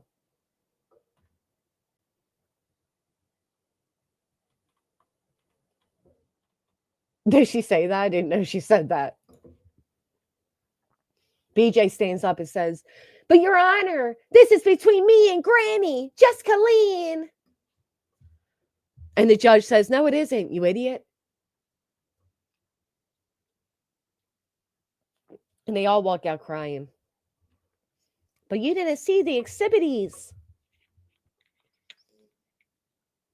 Oh, I'm sorry. I didn't even read it. I apologize. Hold on. One shot. I'm sorry. How long? Oh, I don't know the answer, guys. I tried to answer it. I don't know the answer. We still have motions on the docket they haven't responded to. So I don't freaking know what's going on. The lady told me it was the wrong courtroom at the wrong time. And I'm in a fetal position because I thought there was an earthquake, not because I got consequences. And Brittany says to Seth, "Did you bring the burner?" Oh my goodness. I love to see it. I just hope it doesn't take much longer. I agree, Chaos. I agree. She only stands from behind though, looking beyond. Only from behind. BJ will be anxiously waiting to tell the judge how mean Granny has been to her. Yeah. "But Your Honor, she broke girl code."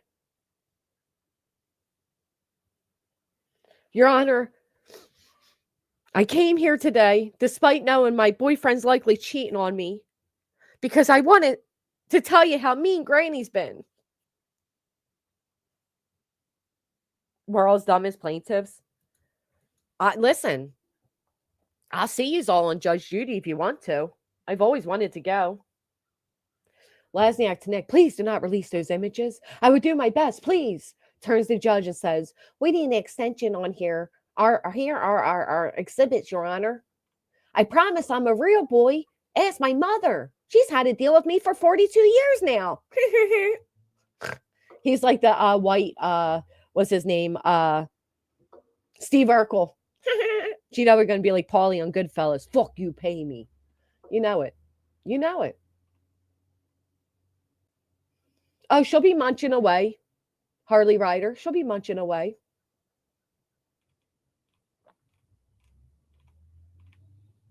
Let's do it.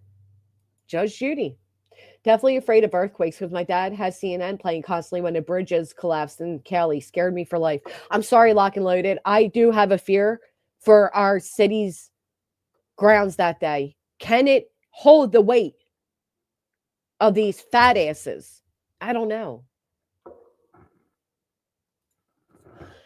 Brittany doesn't even know who the fuck Tom Petty is. She thinks Philadelphia Freedom was written by Tom Petty because she's a fucking moron. Brittany hates Tom Petty because Granny plays him.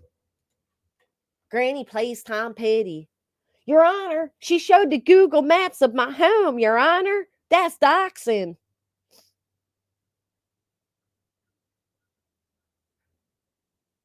That was the big joke that I'm really playing Elton John, and she's like, I hate Tom Petty.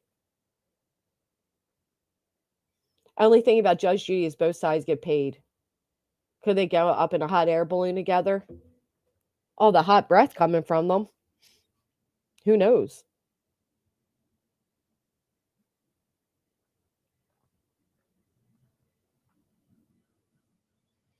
The bench is going to need a refined for sure.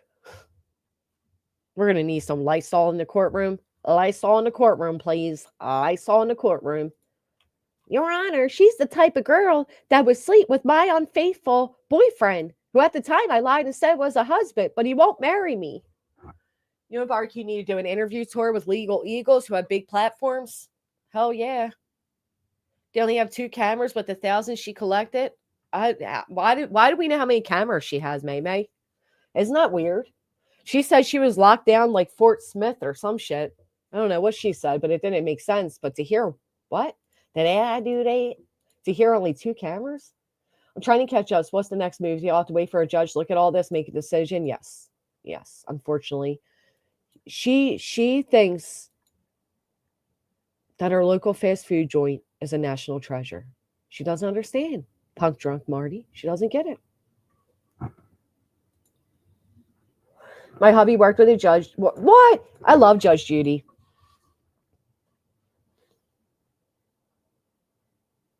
Craig said they only have 2. She's raised hundreds and hundreds and hundreds and said she was strapped with cameras and blah, blah, blah.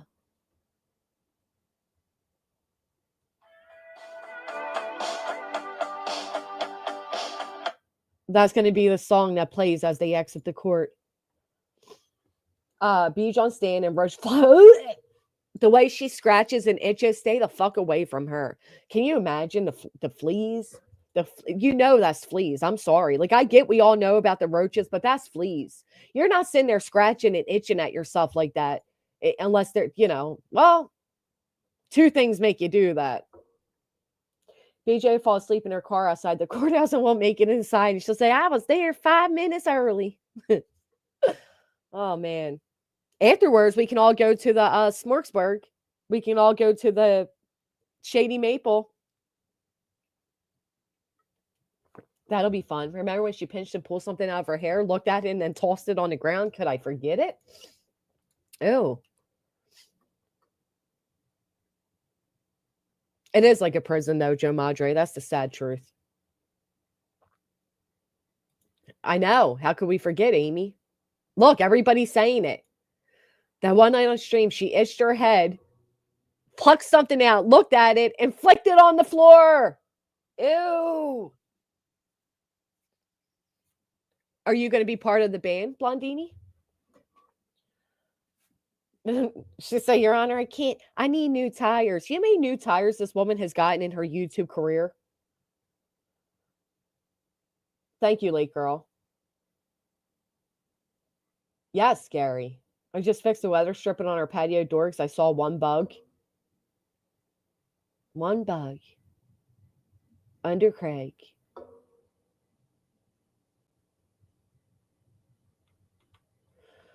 I sat on my front porch at the time and listened to one of his last concerts he performed at summer camp, 2016.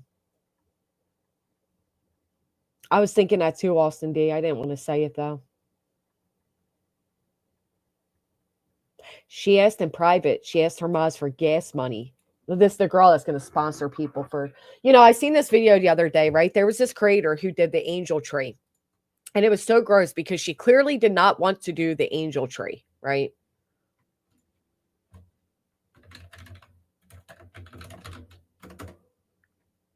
That would be Brittany.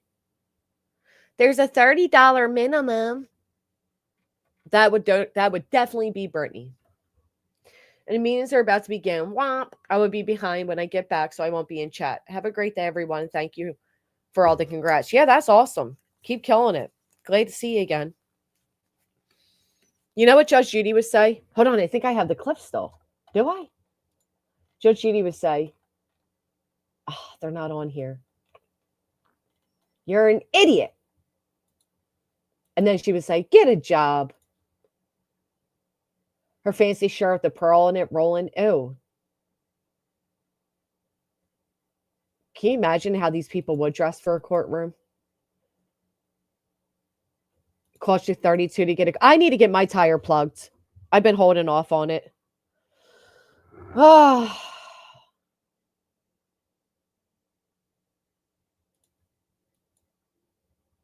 They both gotten a bunch of tires and cameras. Judge Judy would scream at her and say, Judge Judy is my favorite, right? Because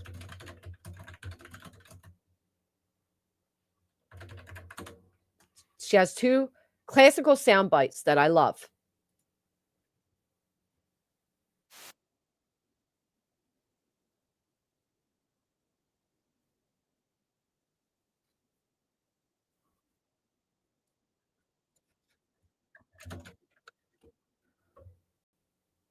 Where is it?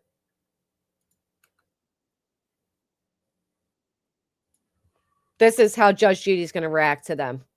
This is the quickest one I could find, folks. This is how she's going to react. You're 19? Yes.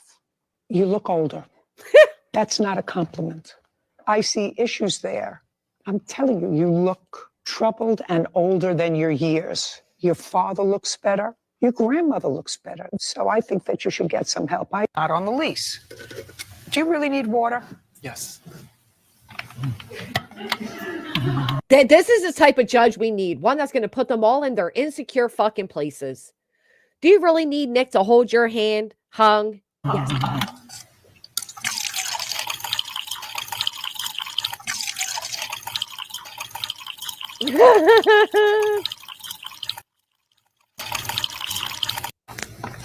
She's a classic, man. $. Like what? Give me what was stolen. My wallet. What was in your wallet? It was $50. Okay. I It's gonna had be to replace Brittany. all my IDs. I had gift cards in there, my earpiece, and a calculator. Brittany's going to be like, I had my Best Buy credit card. There was no earpiece in it, ma'am. I love it.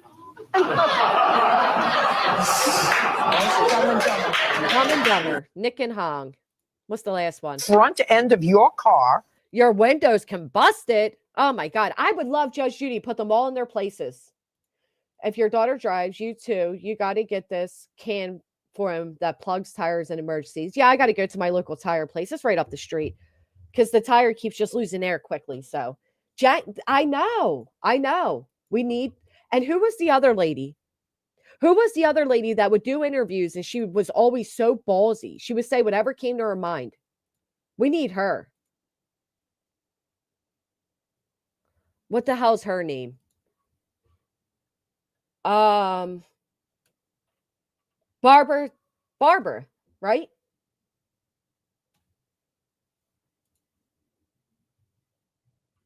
Just put them all in their place. What kind of intelligence group are you?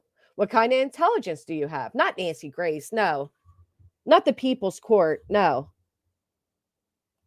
She's an old-time reporter. I think she's deceased now. And she used to be so fucking ballsy. She would say whatever came to her mind. No. It is Barbara Walters. Thank you. We need Barbara Walters to interview them. She would say to Dog the Bounty Hunter, you're a bounty hunter? Yes, ma'am. You hunted drug addicts on an island where they couldn't escape. What makes you think you could find missing people? Let's check your valve. I'll tell you what, I lost a cap to my valve. Does that have anything to do with it?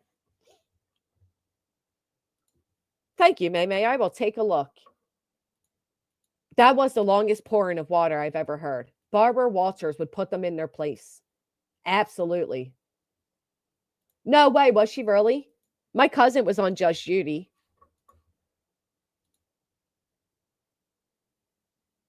Baba Wawa. I would love her. I don't know. I think your judge, my judge is fantastic. I mean, Judge Eckel is fantastic. She's fabulous. But I just think that somebody to really put these guys in their place would be even better. I look, there's no that I saw. No, now I saw. Judge Judy has a new series called Judy Justice. Yeah, with her niece helping her. I mean, tell me I'm wrong. Dog the Bounty Hunter didn't chase hardened criminals. He was the hardened criminal, in my opinion. What he chased was a bunch of drug addicts on an island where they couldn't have far places to run, and everybody was quick to sell them out because they were drug addicts.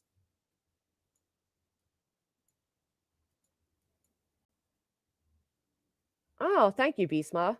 My brother was on divorce court. Dude, I love that. I used to faithfully watch these court TVs. You think Eccles going to go Judge Judy on these fools? You know what I think? All right, we got a new vision, friends. Ready? We got a new vision. We are entering the appeals court. The Superior Court of Pennsylvania. They see over 6,000 appeals a year, almost close to whatever. But this one appeal lands on their desk with big high names like Dog the Bounty Hunter, At Night Media, Hang C, Basketball, and Nick the Hat. Bullhorn Betty, Brittany Nicole Jackson, Julie Valente, against these two women that are running a RICO operation. This is the serious court. This is where they have 3 judges on a panel, right? Just like that other court show where they had 4 judges. They have 3 judges. We got a new vision. All right. We go walking into this court here. And of course, it's only Nick and Hong following Joseph Lasniak. We go stand before the judges. My attorney's wearing a very nice suit. Elegant, classy, established. Barbecue's attorney's wearing a very nice suit. Elegant, classy, established. She will later tell you what type of socks they were wearing too, because somehow Barbecue has an eye for details that I just simply don't. Nice ties, they match everything. Lasniak's wearing an alleged toupee. A purple suit looking like the Joker. He's standing there. All rise. Everybody stands with a quickness, a swiftness, except for Hong, because he's heavy and his weight bears him down. He eventually stands up and the chair creaks. Sounds like Brittany's chair on a Saturday night as she's falling asleep eating gummy bears. You hear a little wheeze. And that's Lasniak saying, Nick, what do I do next? And Nick says, just stand there. And Lasniak stands there and he has the sweat going down his head. And he wipes it a little bit. And the judge says, today we are here for oral arguments. But you, Slezniak, do not get to say a word. And he's appalled. What? That's right. Sanctions are before you. And he says, but it wasn't me, it was them. And Hong and Nick are like, don't you dare, don't forget what we have. And he's like, oh shit, that's right. All right, gotta be quiet. All right, fine. That's it. That's as far as my vision went. But I think it's coming one day soon to a courtroom near me. So if you want to be there to see it, you're welcome. Come on in. Come on in. Yep. Be forth. I do think that is what will happen. And Lasniak will have to stand there, and he'll only be allowed to speak if spoken to, and nobody wants to speak to him, especially his friends, to tell him that his toupee is messed up.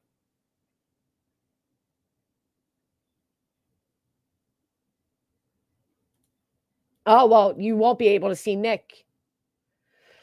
That's for sure.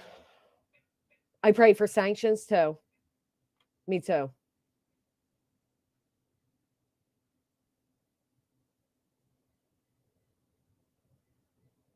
Yeah, May. My worry is Brittany's going to be like, they're harassing me. The marching band has restricted to the other side of the road. Nick calls for immediate backup. The White House is on its way because there's a marching band. Fucking buffoons. Elegant, classy, accomplished. Sweaty, toupeed, incompetent. That explains the two teams. Right there, Joe Madre. I'm just saying, did you ever see a man wear a purple suit and think, you know what? I'm going to hire him. Have you ever? Interestingly enough, this guy has a YouTube channel. I didn't know that. That's one hell of a suit. I think I saw Steve Urkel wear that back in the 80s or 90s. Woo, we made it to 1,000 likes thanks to our fantasy fucking court proceedings. Thank you, thank you, thank you. I will be here tomorrow, folks. Feel free to tip on your way out. The hat that I borrowed off of Steph's head that was 4 times too big. I picture Barney as a lawyer. Sounds about right. Although I will never insult Barney because I really love Barney. And his music created my childhood. I like to eat apples and bananas. Uh-huh. Can we get a Mummers band? No. We cannot. Sorry. We will not tarnish the Mummers names to participate in this buffoonery. The Riddler. Then they offer a settlement to drop it all. 2 stale Swedish fish in the bottom of a bag. And I scream, but I want the $50 gift cards. And she has to admit in front of everybody, I lied. I can't believe how stupid whoever put out about the White House. Let's talk about that. Lynn, would you like to come up to talk about that before I wrap it up? These morons claim a random... All right, so there's a channel owner, right? We won't call them a creator. They don't create anything but misinformation, chaos, and stupidity. But there's a channel owner who's live, and one of their subscribers claims they get an email. And with great joy and excitement, they shout, "The White House is involved." After crying how Seth Rogers will not return their phone calls, although they have crucial information. Then call TBI, you fuck. Oh, gosh, I almost said something I shouldn't. Call TBI, you morons. If you have crucial information pertaining to a child that is missing, call TBI. Not his father, but TBI. Seth won't return our phone calls, and we have important information. And then suddenly they get the alert. Oh, the White House, the cavalry's involved. They're coming. And then they start telling Seth that if Seth doesn't respond to them, he's going to miss this great opportunity for President Donald Trump to find Sebastian Rogers. And these morons, like the morons they are, the town idiots from the beginning of our stream, run around repeating how the White House is involved. Oh my God, say it isn't so. No, you morons, it isn't so. You think the fucking White House is going to get involved in one out of millions of missing children? And most importantly, they're going to alert a random fucking subscriber, not the parents? You should all be ashamed of yourselves getting a parent's hopes up like that. How despicable. Oh, that shit made me so mad, Lynn. I'm not comfortable with the proportion of our icons there. Okay, thank you. Wait a minute, girl. I'm just... There we go. All right. I was just being silly. Okay. That was... So there's more to it now. Just not a lot more to it. But yeah. So this quote-unquote letter that they got was an email that they never showed. They refused to show, right? Mm-hmm. They have come out and doubled down on refusing to show this. And but when Lolly read the last paragraph as her tearful subscriber asked her to do, she made it clear. It was very clear that this was from the Department of Health and Human Services, not from the White House. And that it was about Sebastian's CPS cases, not about his disappearance.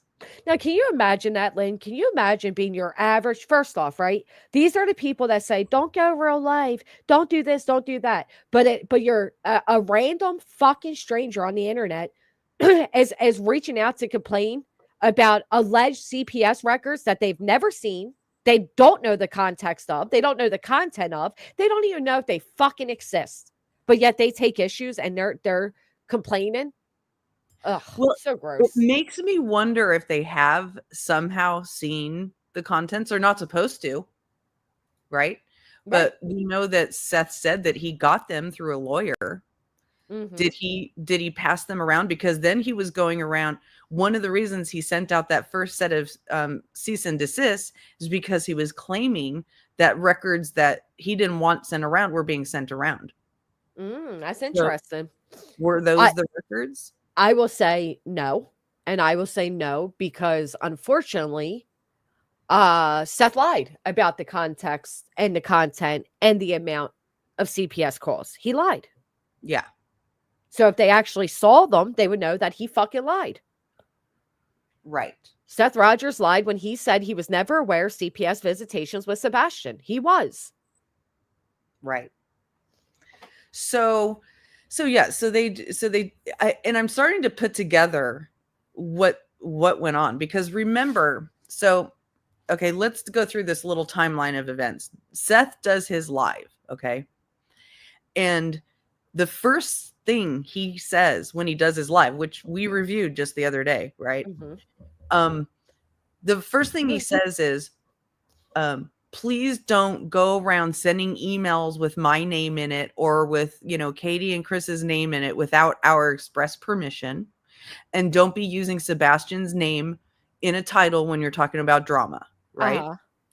So, and I figured out what that email's about. Well, what do you think it's about?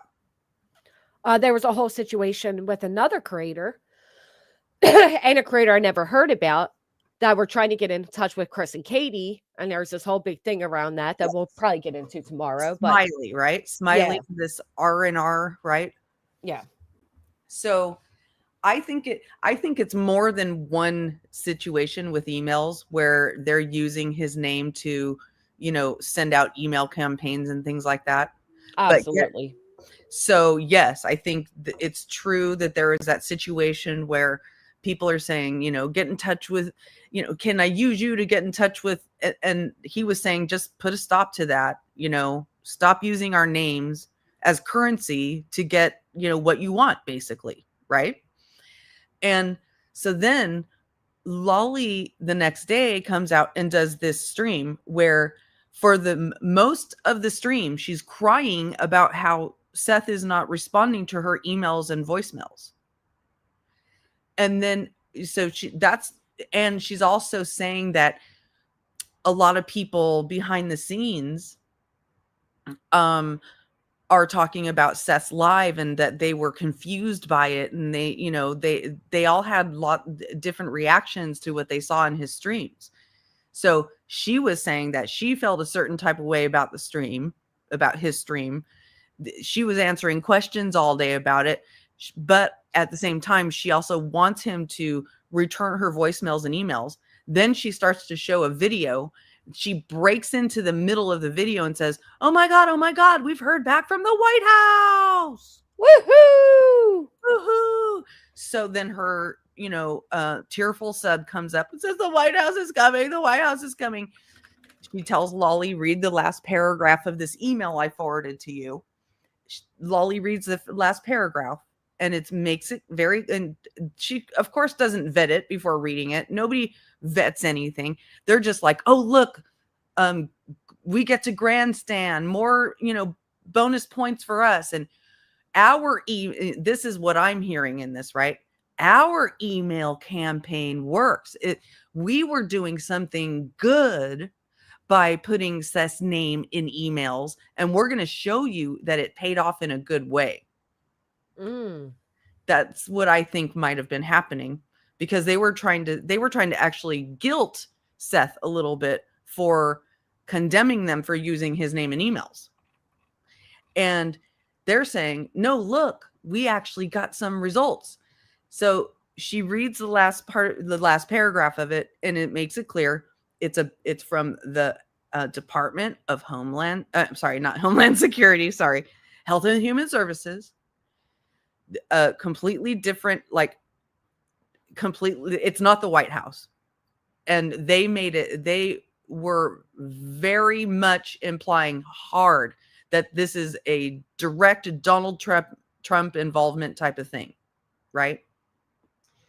And then then as soon as that announcement is made, people start going over into Brittany's chat and announcing it, and they make an even bigger deal out of it without asking any questions, right? They're like, oh my God, the White House is coming. And TJ goes up on the panel and announces, not only is the White House coming, but we're starting up a nonprofit called Voice for the Voiceless. That's already a nonprofit, you fucking morons. Right. That, I guess several people in the community already work with that very nonprofit, right? So, so after that happens, then this is like Brittany's streaming. It's like 3:00 in the morning, her time. And she gets a phone call. And she's like, oh, I got a very important phone call. And she goes off for several minutes and then comes back. Doesn't say what the phone call was. Then yesterday we learned that it was Seth calling her. Oh. Yes. So then, this developed into yesterday, where then Lolly goes live again and says that she's deleted all her previous lives. She doesn't know she'll come back to YouTube. She's clearly gotten all kinds of backlash, but she's doubling down and saying it's definitely the White House. She's saying, we got a call from the White House. It's I'm gonna definitely play it right here, Lynn. Here it is. Okay, go for it. And on a good note, I get a phone call to share with everybody to say, hey, look, all the work we've been working on, all the things we've been doing actually is paying off.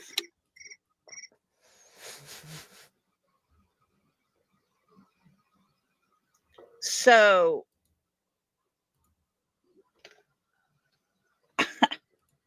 it turned into a circus, just that little bit. Because it was misinformation. Right. It was reckless, insensitive, actually, it was disinformation. Yeah. Because they were intentionally misleading people to believe that it was actually the White House when they know it wasn't the White House. Exactly. Now, even if it wasn't the White House, it isn't about Sebastian's disappearance, and they're leading people to believe that it's about Sebastian's disappearance. Yep. So then after Lolly does this live here that you're showing, Brittany also goes live and says she has to apologize because she just ran with something, but she's still also saying that it's still from the White House. You're a fucking moron. That's what Lolly says in a second here. Listen. And this is sped up, by the way. What's with these people and the dead silence and the fucking difficulty speaking? Guys, I'm here today to say, if the drama and the hate and all the stupidity that is amongst us cannot stay away from my channel, I'll take every bit of it down. The stupidity is your channel, so go ahead and take it down. I will walk away. Bye. Run. Because I want no part of it. The green screen, None. not green. Because you created it. I want nothing to do with any of it. Good. If that's how it's going to be. Because you see, yesterday, after many months, here it is, of several of us working to get Sebastian's information out to people in places that have power, we finally did it. We finally got a response. And let me make myself very clear when I say the White House did not call me. Okay? They didn't call anybody. The White House never made a phone call. So this is their red herring that they're using. Okay. They're saying, oh, no. Yes, this is the big misunderstanding is that people think the White House called. No. It was an email, but it was still the White House. So they're still going to lead you to believe it's the White House when it wasn't the White House. Right. They're going to tell you all that we thought that the White House called Lolly. No, I didn't come off with that impression that she was called. Right. I came off with the impression that there was an email sent and she read it and it was not from the White House. but she was trying to heavily imply and mislead people into believing that it was the White House and that it was about the disappearance. Exactly. That's what she says right here. Call me. Okay. The White House never made a phone call to me or anyone else pertaining to Sebastian's case. It was an email that was sent saying, let me pause really quick, because this is what these people always do. They take one small thing and try to make it big to move the goalpost and distract people. Yep. So they're attaching themselves to the phone call. The White House never called. Nobody ever said the White House fucking called. Right. here is who his father needs to be in contact with. So she's still doubling down that the White House... His email that went to Sebastian's case. It was an email that was sent saying, here is who his father needs to be in contact with. Sebastian's information that was sent in had been handed over to several different departments to make sure they knew about Sebastian. So the White House is all sitting there in the midst of everything going on in our fucking nation. The White House is sitting there receiving their relentless phone calls and emails, and they're passing around Sebastian's name to different departments at the White House. I mean, come the fuck on. Right. And then also during Brittany's stream, she said, and I was told that this information would go to Seth, but as far as I know, Seth has not gotten that information yet, the letter sent to him. So then Lolly comes into the chat, and I screenshotted this because I was following this. She comes into the chat and types in all caps, I am trying to remove personal information. Now this is all it took. She's basically saying it took her all fucking day to remove personal information from an email that she could forward to him. Wow. Which is bullshit. Complete and utter bullshit. No. I don't know exactly what she was doing, but it doesn't take all day. She also said she was crazily answering emails and phone calls about the shit show that went on her channel rather than forwarding the actual letter, the thing that caused all the kerfuffle, to the person that it belongs to. Yeah, I exactly nonsense. Exactly. So the other thing Lolly typed in the chat is the letter is real. It's been sent to Seth and has contact info for him to reach out to. The White House knows Sebastian's name and story. While it would be fantastic if that was the truth, the fact of the matter is it wasn't from the White House. And the fact that they keep doubling down on it is what's aggravating. And then they're basically, you're giving false hope to these parents, which is the most despicable part of it. And that's what Brittany implied Seth was saying when he called her. He said, Seth called, that phone call I took last night, that was from Seth, and it was not good. He sounded horrible. Who said that? Brittany. Yeah. Brittany. So, of course, he sounded horrible. Y'all are out here giving him and the other parents false hope and the community. And this is what Lolly has to say about the email and people wanting proof. What can we do?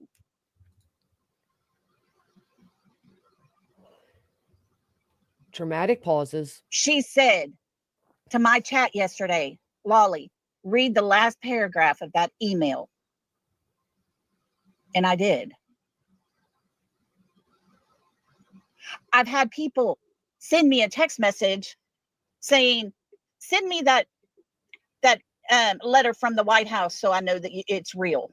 No, it's not for your information to have. Sorry, folks.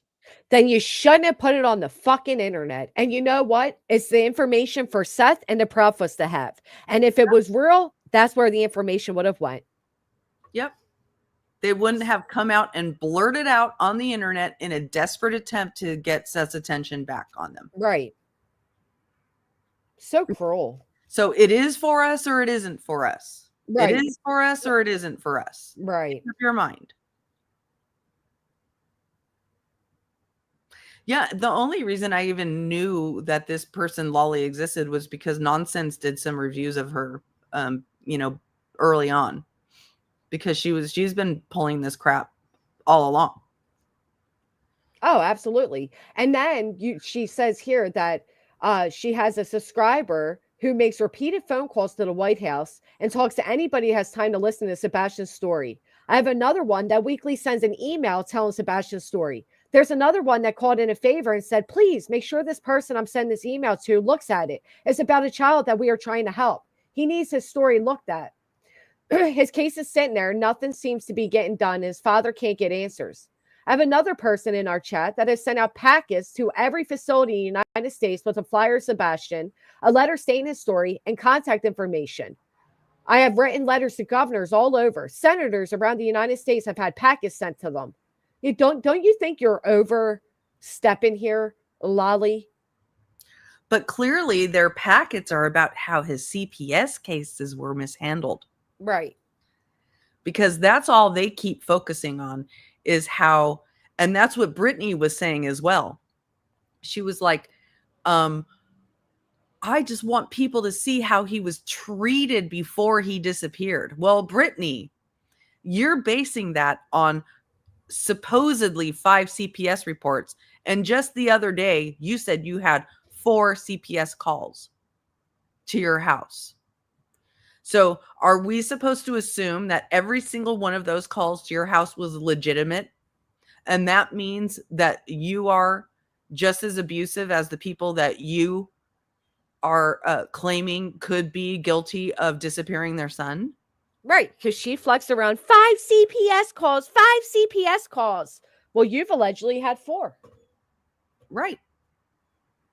And she's going to say, well, they're all, they were all harassing me. They were all frivolous. Well, how do you know that those calls weren't made to harass Chris and Katie by disgruntled exes? Right. How do you know that? Great point. I mean, CPS doesn't make mistakes, right? No. So, anyway, so that's the current state of the saga. The other thing I noticed is that, Lolly, the way she presents all of this is very dramatic and histrionic, and like she's a martyr. She's a martyr of all of this. Exactly. We've done so much work. We've put in time and energy, and we are just so underappreciated for this amazing work we've done. So I might just delete my channel. I don't know if I'll even be back. I just don't know. And that is exactly what a person does with, borderline traits, who's always saying, oh, I'm just going to leave you just to see what the reaction is, just to get everybody to say, don't leave. We're sorry. Right. And so, of course, her channel is still there and it still has all kinds of lives on it, just not the live that she did where she's lying about this letter, which I have recorded. This is also the same disgusting bitch that's claiming that she has audio proof of a child being abused, but yet all you did with it was threaten the fucking mother, using it to blackmail her into silence on YouTube. Shut the fuck up, Lolly. You don't care about the kids. You care about yourself. Yeah. Because here she goes again, waving that around. And if you keep throwing my name up, I'm going to go ahead and make sure that everybody, I'll take this recording to the Department of Children's Services so they'll hear this clip. Well, if you really gave a fuck, then you really believed what you were hearing, you would have already done that, Lolly. Yep. Yeah. And, like Barbecue says at night, also saying the White House is monitoring Sebastian's case. Haven't the people like Lolly noticed that At Night has not gotten anywhere with that claim? Yeah, they claimed that last spring that tens of thousands of people were going to show up in Tennessee along with the incoming Trump administration. And then, so, around January or February, we're meeting with them. Then it was, we meet with them once a week. And now it's back to, they're aware of it. Which one is it? Thank you, Janice. One day, lady, one day. Yeah. Which one is it? How come they're not already involved like the at night team said they would? Yep, we are whining and bishing. On a Wednesday and a Thursday and a Friday. It's just so gross. And then she's all upset in one part over here. She's like, and Chris and Katie, they have a circle of friends over there that they talk to, listen to, and follow. And folks, I'm going to be 100% honest. I'm honestly feeling like Seth has the same over here. Oh, were you left out? That was funny when I heard that. I'm like, she followed that up with, yeah, Seth has the same over here. Well, so what I'm feeling is that Lolly is going against, just a little bit against Seth, right? But also staying against Chris and Katie. But Smiley actually apologized to Chris and Katie in the process of that, you know, being the in between and her name and bringing Seth's name into stuff and all that shit. Yep. So there's all kinds of, they talk about there being fissures or fractures in the quote unquote dark side, but I see far more fractures and fissures over there. Oh, I agree. They're all beefing with each other now over who, you know, who got the White House letter, who gets Seth, who gets who in the divorce, right? The whole thing's so pathetic. And then her saying things like, I've been threatened. My chat's been threatened. Shut the fuck up, Lolly. You sat there and boistered up the people that threatened all of us. The whole thing's so stupid. Clue is 17% sure she saw Trump at the Sonic yesterday. What do y'all think he ordered? I know what he ordered. A cheeseburger, fries, and Coke. And it was definitely him. And he was in the front seat of the Secret Service vehicle, getting ready to go arrest that priest that has a YouTube channel but never spoke on Sebastian. I've read Trump's writer. You know what a writer is? It's the thing that all that everybody gets in advance of him showing up. They have to supply their coffers with those things to be able to serve him. So it's always a cheeseburger, fries, and Coke. And I'm kidding. I have not read any writer. I'm just being silly. Sounds about right, though. Yeah, these people just, what a mockery. And then to double down that it was from the White House, but you're not going to show anybody or prove it or come on. Right. They don't owe us, you know, any proof that it really came from the White House, but you're going to get all the accolades from saying that it's from the White House, but you're not going to prove it. Right. Look at all the hard work we've done. It's paid off. The White House responded. How dare you ask me to prove that? Yeah. We don't know you shit though. We want to take all of your good feelings and, you know, all the pat us on our back. Yeah, we'll take all your pats on the back, but we aren't going to show that we deserve it. Right. Just take our word at face value. Yeah. What a gross thing to do. Just trust me. We sent it to Seth Rogers and now it's in his hands. All right, Seth, you better have Trump involved very shortly since they're willing to come in. Yep. That's basically what they did. They now dropped this all. So all the pressure is now on Seth Rogers because they got the White House involved. He just has to follow up. Right. And if he doesn't, then there's something wrong with him. Right. He doesn't care enough. It's a no-win situation for the parents. Because, and that's one of the reasons it's so, parents just should never get directly involved with YouTubers who come chasing them down. Because it's a no-win situation. Because if the parents decline the help, knowing that a YouTuber really isn't going to help them that much, but give them awareness, then they look like they don't want to find their kid. Right. If the YouTuber does take the help, and then that YouTuber is incentivized to try to get secret information from them, and then will squirrel all their conversations until some time. Now, I'm not saying all YouTubers are like that. I know that there are a lot of people here who have talked to Chris and Katie or other victims' families and have never done that shit to them. But unfortunately, you just don't know who to trust. Well, the simple fact remains they continuously point their fingers and they call us the dark side, and we're these big horrible people. You tell me one rumor that originated over here pertaining to Sebastian Rogers, and I'll wait.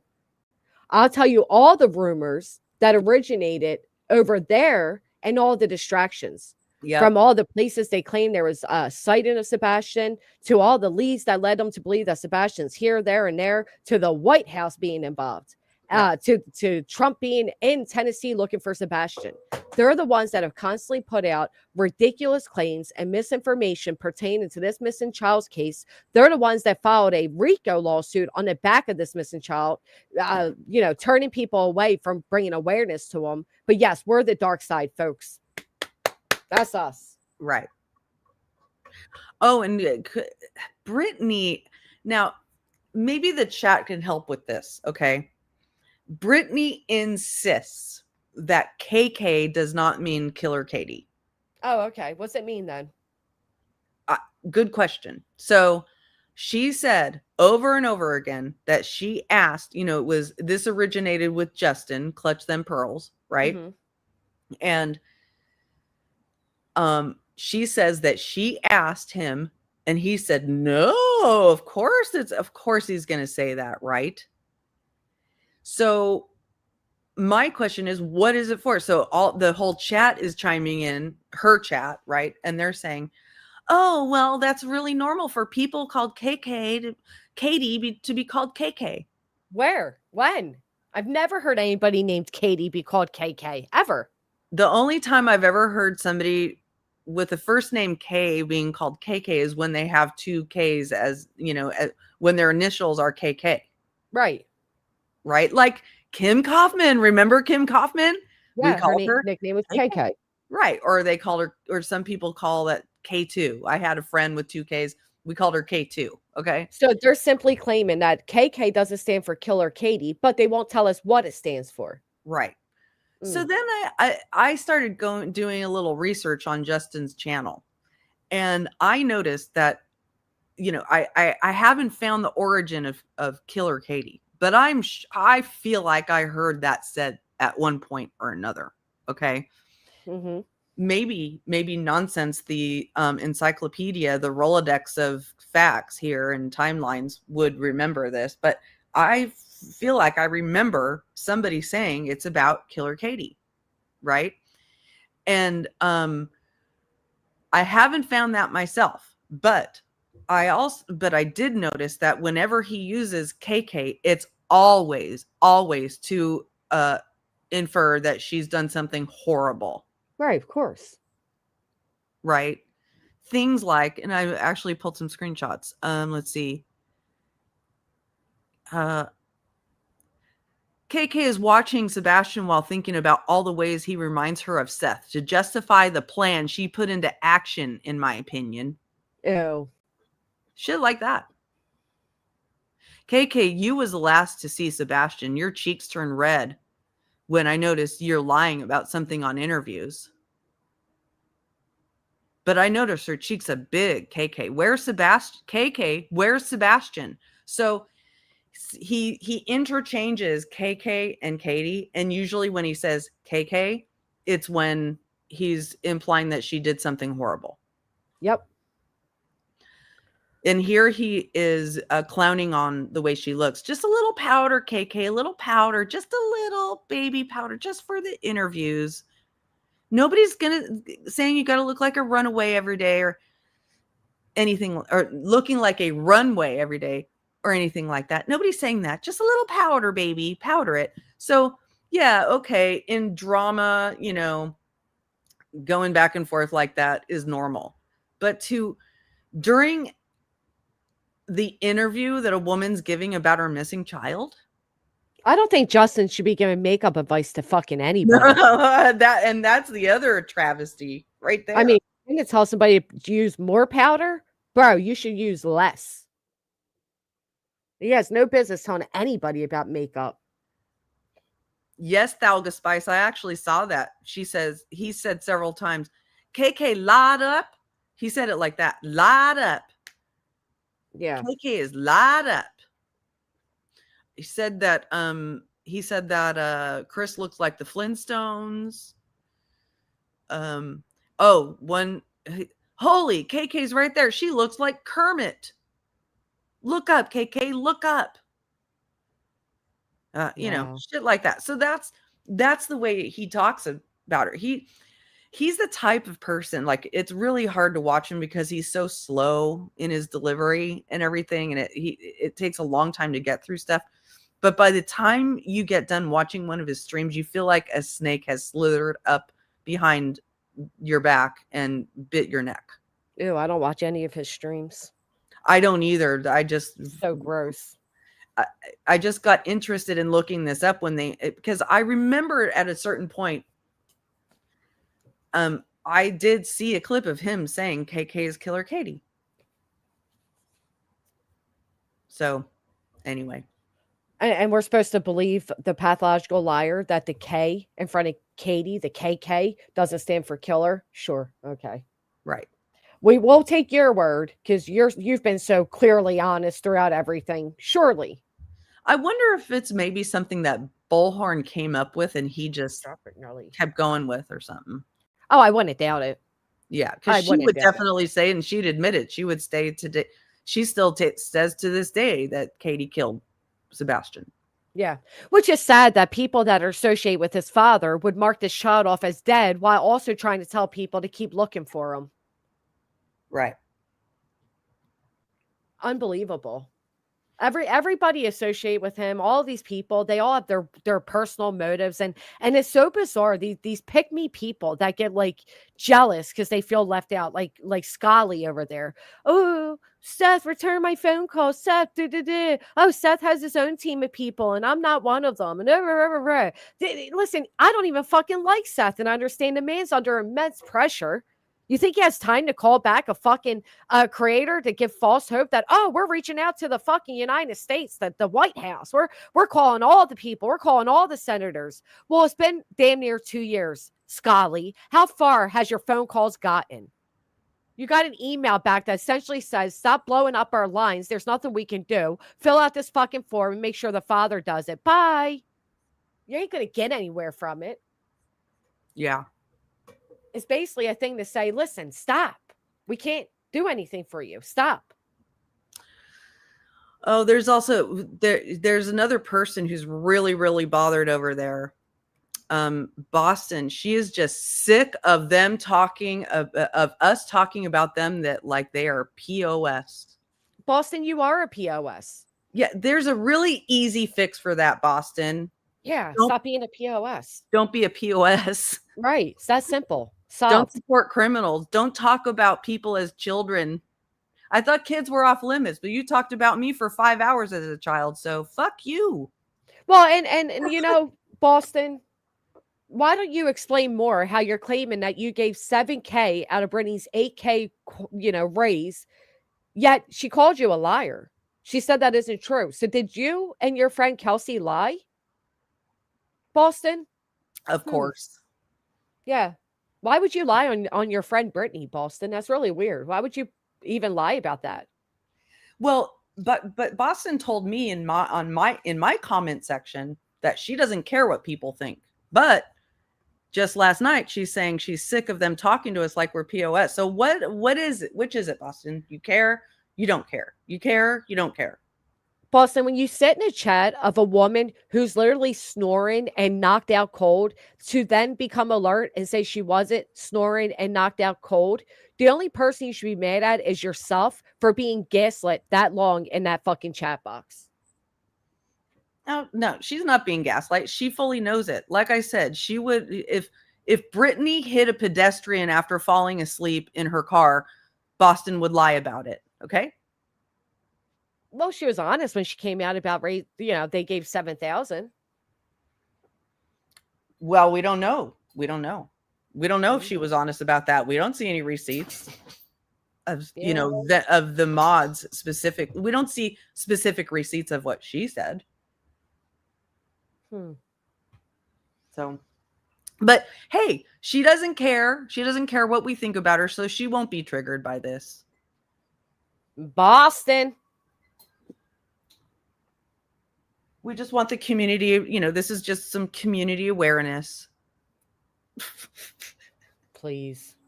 Anyway. I know they both said it, May. Kelsey wrote it in a separate chat at a different time than Boston, who wrote it in a different chat at a different time. Yet they both supposedly lied.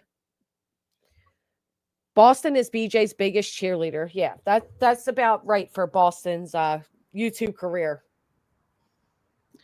Missy Lou, that is Boston's legacy here. Yeah, exactly. That's her legacy, is helping scammers scam and criminals crime.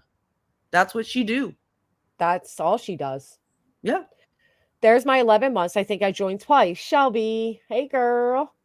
BJ says she's only ever done 3 fundraisers. I can name 6 off the top of my head. If Brittany says that she's done 3, just times that by 3. You know what I mean? Like, these people just lie to fucking lie. They lie with the truth right before them. They just fucking lie about their own lives, watching a train wreck. Yeah, there has to be something that keeps them.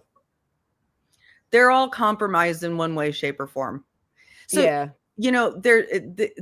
something.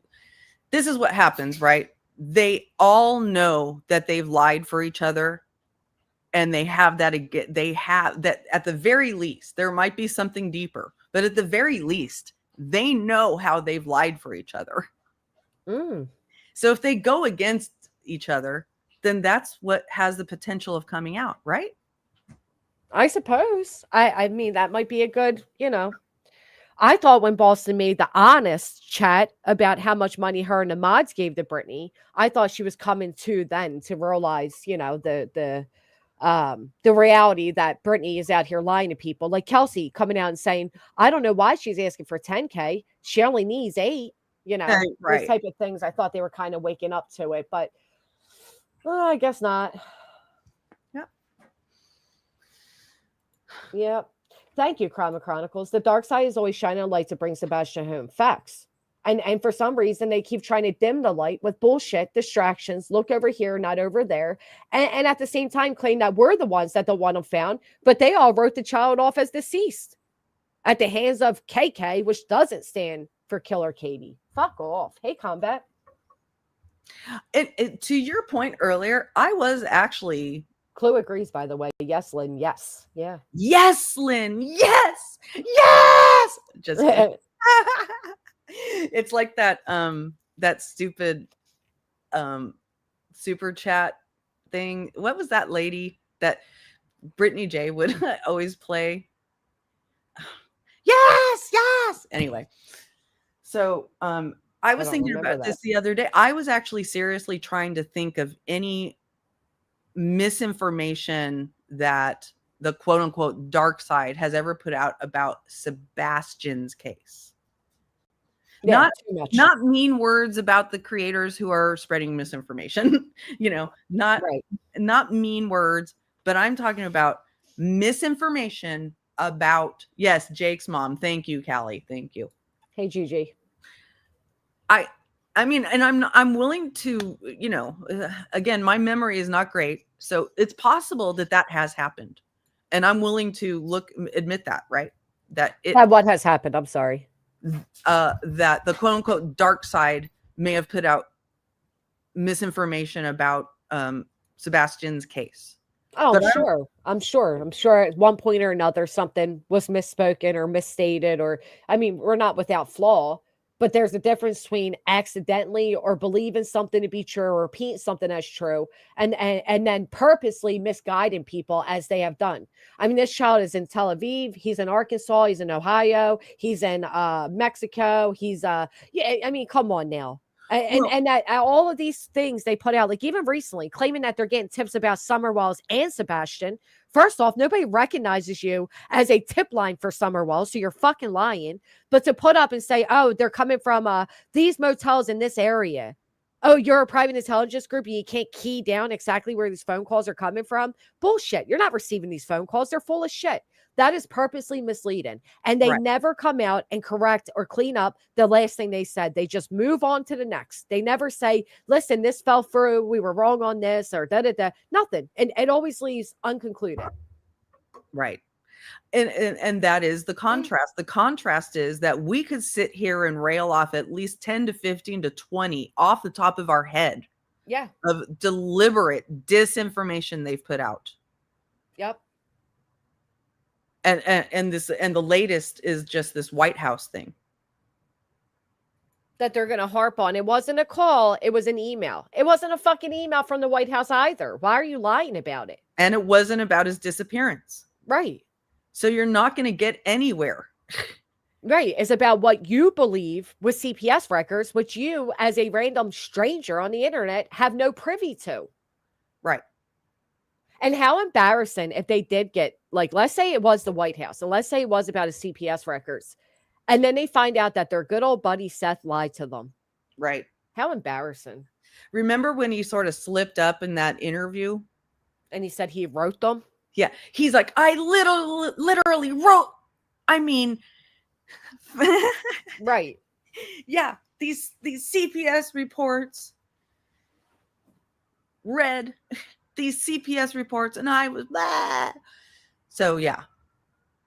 And you know, it could have been I don't think people give enough grace to people when they're actually doing a TV interview. It's a much different experience than sitting here on a panel.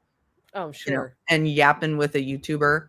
It's much different. And it's nerve-wracking. And nobody ever gives the parents grace for that. And I'm including Seth in that, you know. Well, when he's sitting on a panel yapping, that's when his true colors come out. When he's on these interviews, he tries to present himself differently than what he is, and that's why he trips over himself.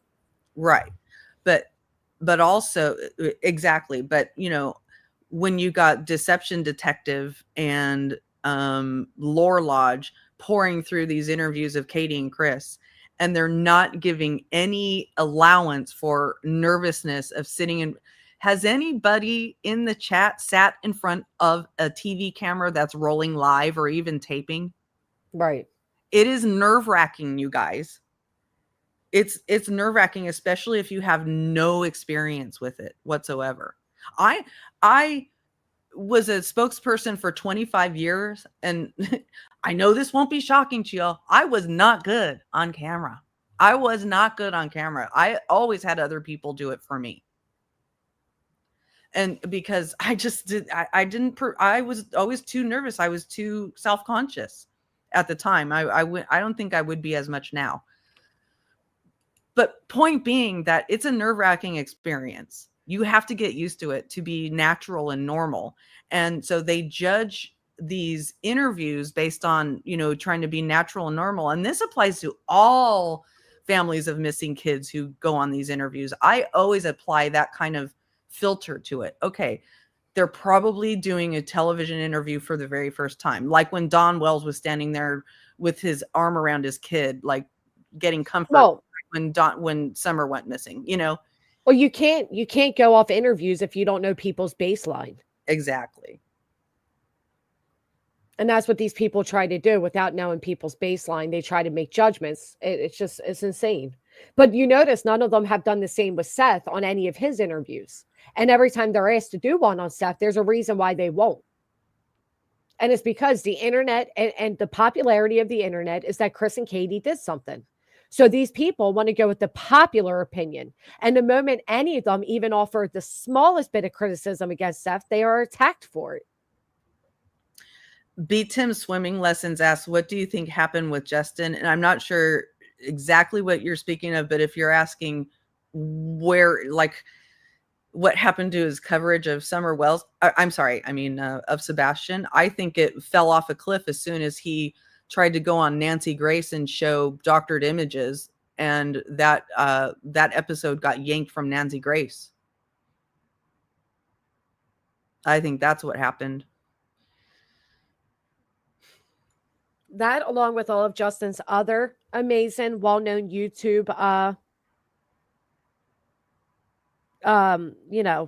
presentations, are exactly why nobody should take him as credible. Yeah. He just sits there and does gossip like it's true, as if it's true crime. He just sits there. He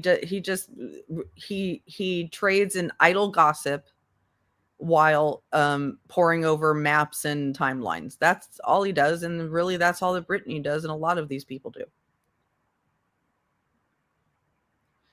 While deep down knowing that they see things that are red flags to them pertaining to Seth, but because they base their audience primarily on Seth's support, they won't even call out these things. Right. It's, I've never once had a problem saying like, yeah, I think Chris was fucked up for that. Or yeah, I can see why people feel that way. Yep. The fact that they try to act like everybody over here is just, praising the Proudfoots and da-da-da. No, I can see what's wrong with the entire picture. And it's a shame that more people don't, because nobody's perfect. Nobody's a perfect parent. Nobody knows how to handle these situations perfectly. It is what it is. It happens. And they don't get a guideline on how to react, and certainly how to handle the chaos of pieces of shit like Lolly and Justin and Brittany and Betty and all these buffoons that will run out there with their pitchforks before even fucking comprehending, which is why Smiley had to eat her shit and come out and apologize for what she said. Yeah. And admit, I've been wrong. I've said things I shouldn't have said, because you get caught up in the hype of it all, and you just lose yourself. And Brittany has had moments of clarity and then try to erase them off the internet because she doesn't want it held against her. Because again, then she'll have people that say to her, well, Seth, whatever. It's just these people, they see it. They know it. They just don't got the balls to fucking say it. If they were real moments of clarity, then they wouldn't do it again. They wouldn't engage in that behavior again. They aren't real moments of clarity. No, right? They are. I believe they are real moments of clarity. I do. I believe without a doubt that she saw Tony as an oil snake salesman, that she knew that Tony ruined Seth's reputation, that Seth needs to get away from Tony until she needed Tony to go after me. And then it was like, oh yeah, no, Tony's a great guy. Right. I guess, okay, that's a different type of moment of clarity. But I'm talking about, so I would say a moment of clarity is after meeting Tony, she comes out and says, oh, I was wrong. And then goes back to praising him. That's what because she never ever acknowledges that. She just erases it and hopes that nobody else sees it. Because she'll have moments of clarity where she will say, I really shouldn't say these terrible, awful things about people. I shouldn't body shame. I shouldn't cuss.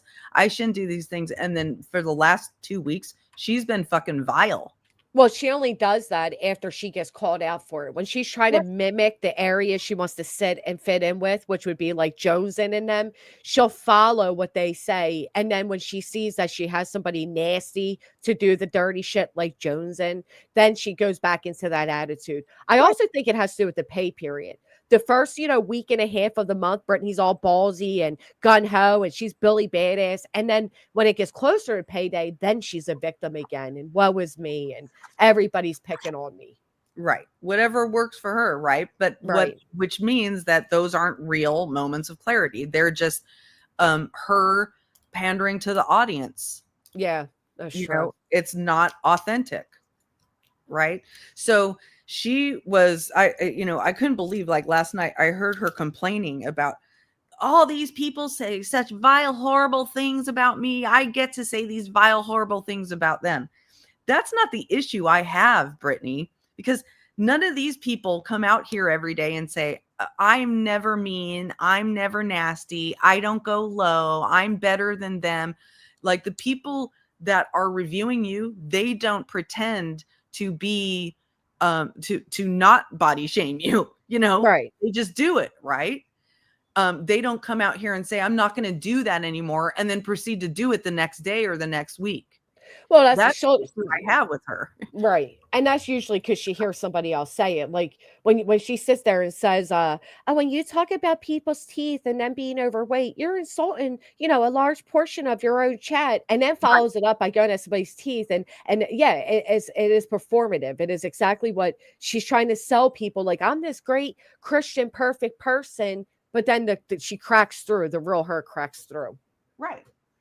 And that's why she gets called. That's why she gets called out for it, not because she's actually because she fronts as one thing one day and then does that very thing the next day.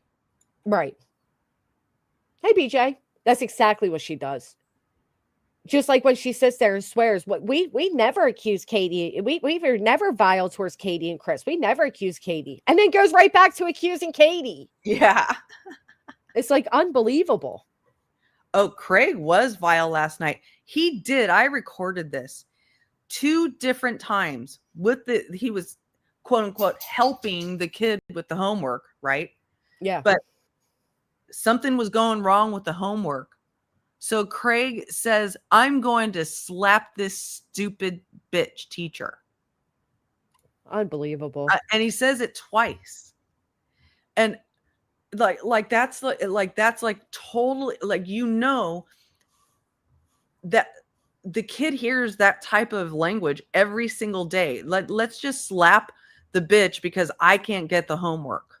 Right. Because I'm stupid and I don't comprehend it. I've never once ever, first off, I'll tell you 2 things I've always done. I've never admitted to my child that I don't know the answer to their homework. You don't, you can help them figure it out. You can try to figure it out on your own and make it appear as if you know. But I've always encouraged my children, if they didn't know the answer, it was okay to not know the answer, but you have to admit to your teacher that you're struggling with this. Yeah. That is what we want you to learn. I've never done their homework for them. The other thing, I have certainly never, ever, ever discouraged my child's teacher in front of them. Right. Ever. That's right. Horrible. I mean, even if it wasn't the teacher, he's just sitting there talking about slapping bitches. Great point. Just encouraging violence, degrading a teacher, degrading women, all because you're a fucking moron that can't handle what, 4th, 5th, 6th grade homework? Right. Oh, and then just color it any fucking color you want. Go lay down. I'll color it for you. Yeah. Yeah. Great parenting on full display for everybody to hear. And this was their younger kid that this was happening with. Unbelievable. And Brittany's just sitting there. Last night was so crazy because Craig was in the background having an entirely different conversation in the background, doing this homework stuff, doing this, talking about other shit, while Brittany's talking about pretty serious stuff. Huh. There was an entire segment where there was a person in chat who said that they wanted, like, a troll came into chat. A person in chat said that they had cancer. That person said, a troll comes into chat. I don't even know what the troll said, but apparently said something nasty to the person with the cancer. So the person with the cancer says, well, I wanted to end it yesterday. And so the entire chat gets sucked into, oh my God, don't leave us. And it goes into this dark hole. Oh, the time of the homework incident was like 3 a.m. their time. Never say never. Wow. It was like 3 a.m. their time. Oh, no, I'm sorry. It was more like midnight. I'm sorry. I'm thinking of the phone call from Seth. It was more like midnight their time, like between 10 and midnight. So. Unbelievable. Just go to bed. I'll color it for you. And yet when she's late to her streams and she needs excuses for why she's falling asleep, as I'm a busy mom with kids in school and after school activities and all the things I have to do. And please, yet you're doing homework at 10 o'clock at night. Yeah. I was never good in K through 12. I was really good in college, but not K through 12. So I never subjected to my kids to me helping them with homework. My ex and our babysitter helped with that.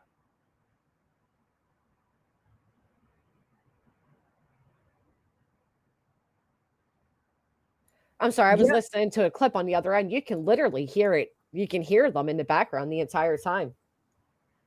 Yes, Red Flats. Yes. That's exactly what was going on. It was very late at night. Craig and the younger child are sitting there having a full-on conversation about the homework. That at one point, Craig talks about how the other one is asleep right there in the room with them. And then at a certain point, they start distracting Brittany about the homework problem. And that's when he says he's going to slap this teacher, this bitch teacher, this fucking teacher bitch, whatever. I guess Clue has a short if you want to show it. The chaos of even trying to do homework in that environment. I know, man.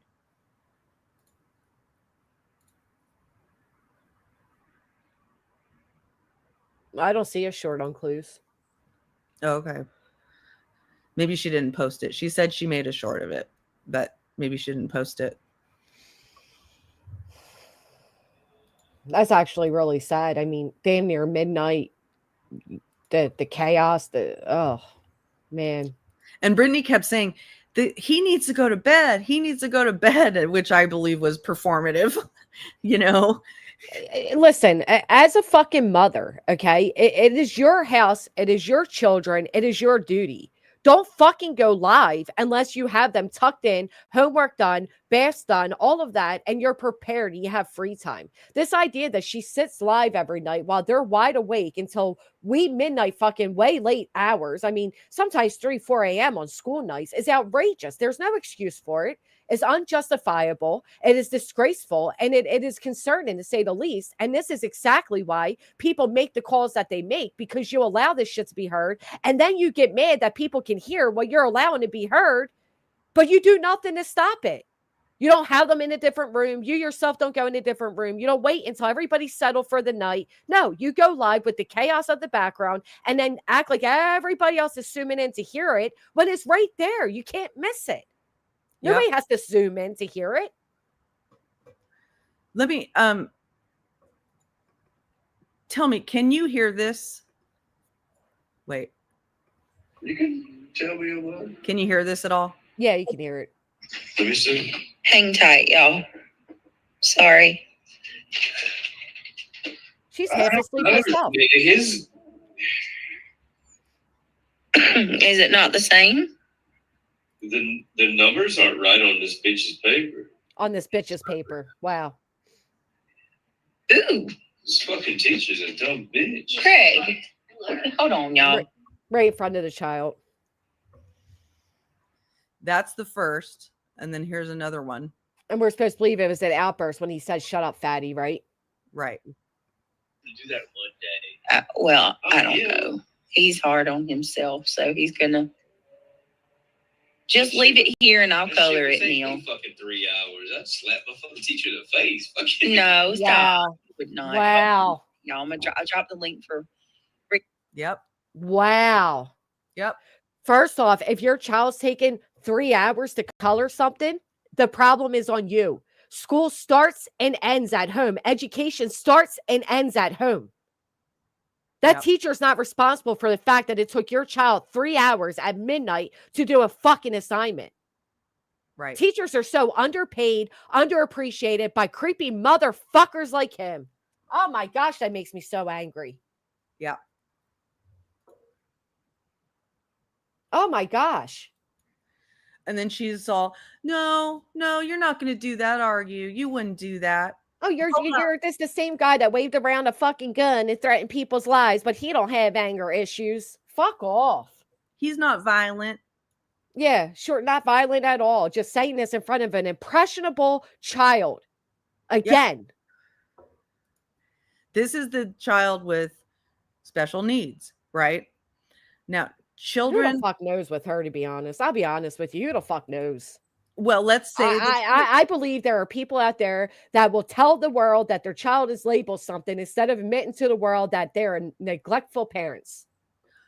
well, but put it in their their mind framework. In their mind, he's on the spectrum of autism, which usually means that, kids with autism take things literally. They tend to take things literally. They don't understand a lot of nuance. Okay.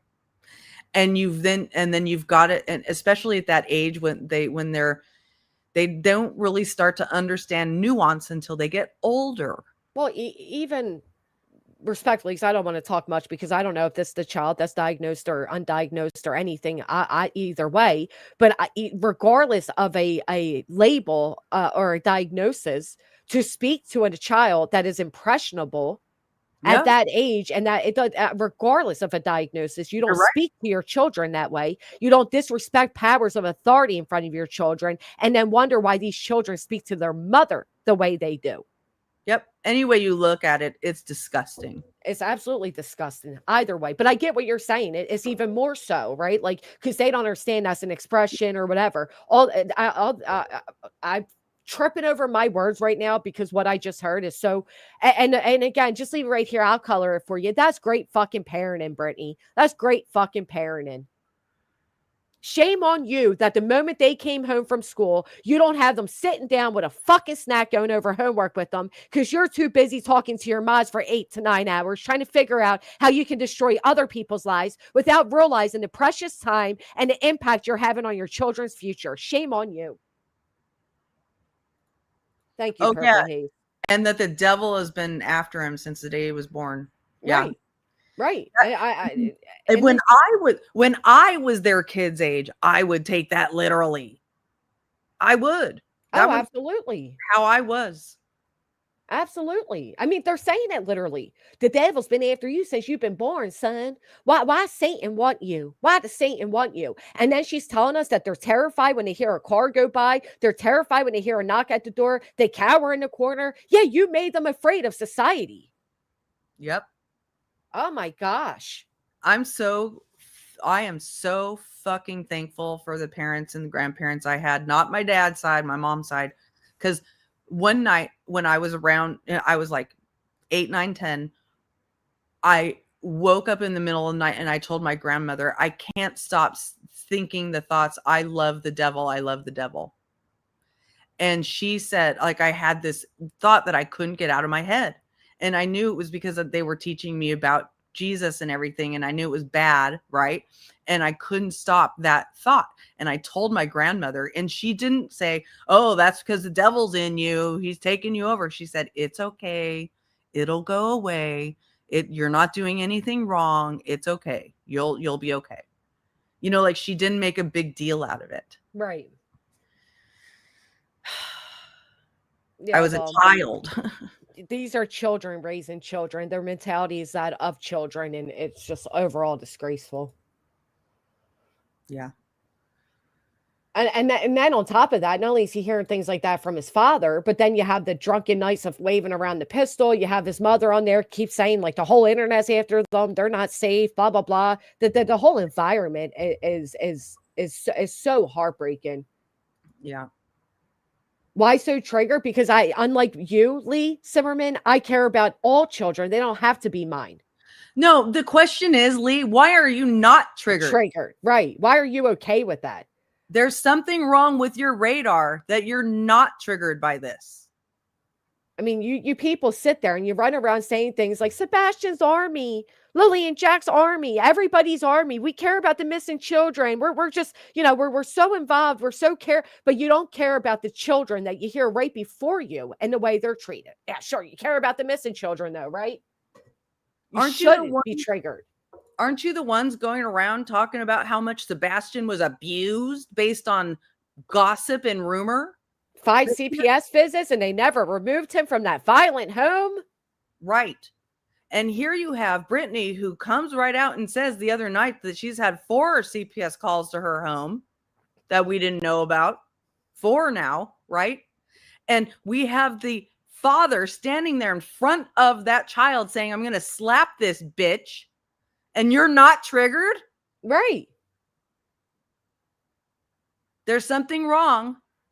I'm here to break that chain, baby. At midnight, doing homework and taking it out on the teacher that they're incompetent and aren't able to do it in a better setting. Not even laying out the setting. It's not like they're all sitting down. They got their snacks. They're freshly home from school. We're going to do homework, get it out of the way. Then the kids are going to play a little bit. We're going to have a nice family dinner. No, it's chaos and fucking drama all the time. And Brittany herself tells you that she is involved with YouTube 24/7. If I'm not live, we're on a mod chat and we're doing this and we're doing that. When the fuck are you ever sitting down and doing what you need to do to ensure whatever? Well, you stayed up that late and look at you today. You're in a chat box writing in all caps, hoping somebody fucking gives you some attention. Say, how'd it fucking pan out for you, buddy? How'd it pan out for you? Bet you if you would have got that after school fucking snack and sit down with your parents, you wouldn't be in here right now writing in all caps seeking our attention. And you're saying we shouldn't be caring about other people's kids when we see that type of shit happening? Then I'll tell you what, next time your friend uses a missing child as a thumbnail in the title to pretend they care, remind them not their family, not their child. How about that? Problem solved. Yeah. Next time somebody like your friend signs on a lawsuit, a RICO lawsuit, claiming that child is not being found because of these dirty, nasty YouTubers on the internet that called her lazy and fat. Think about what you just said. Not your child, not your problem, right?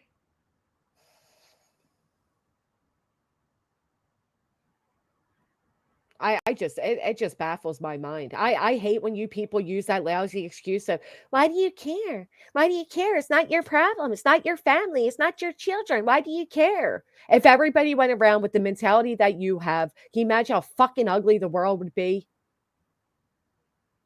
Exactly, Riverhouse. What would you say, Lee Zimmerman, if you heard Chris saying that?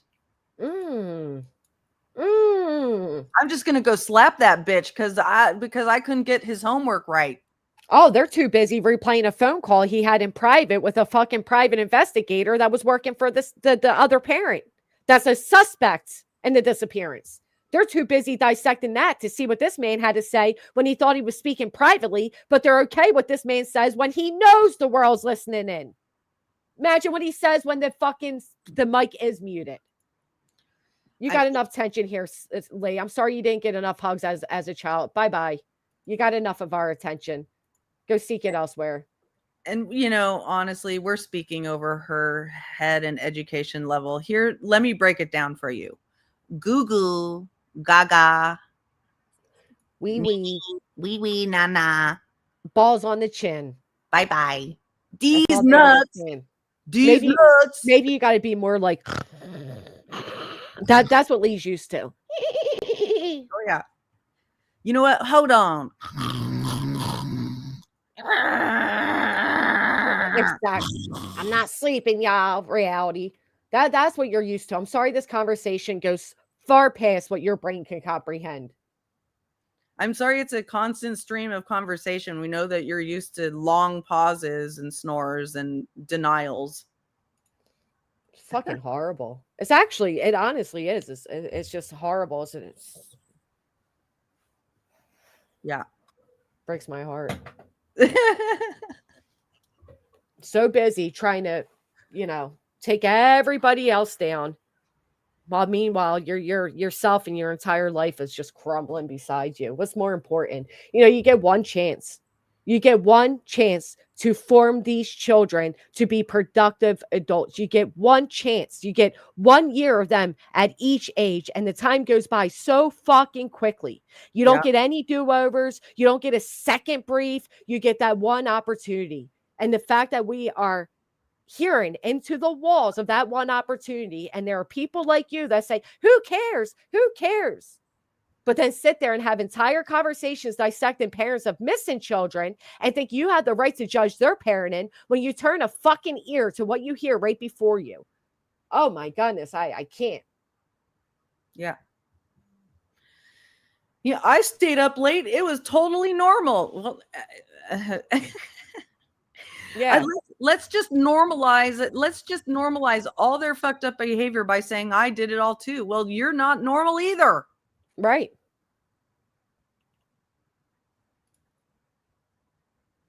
If anyone can help me properly strike Trisha and channel stealing my streams, I will gladly do the extra work because it's not commentary at all. That's what Brittany wrote.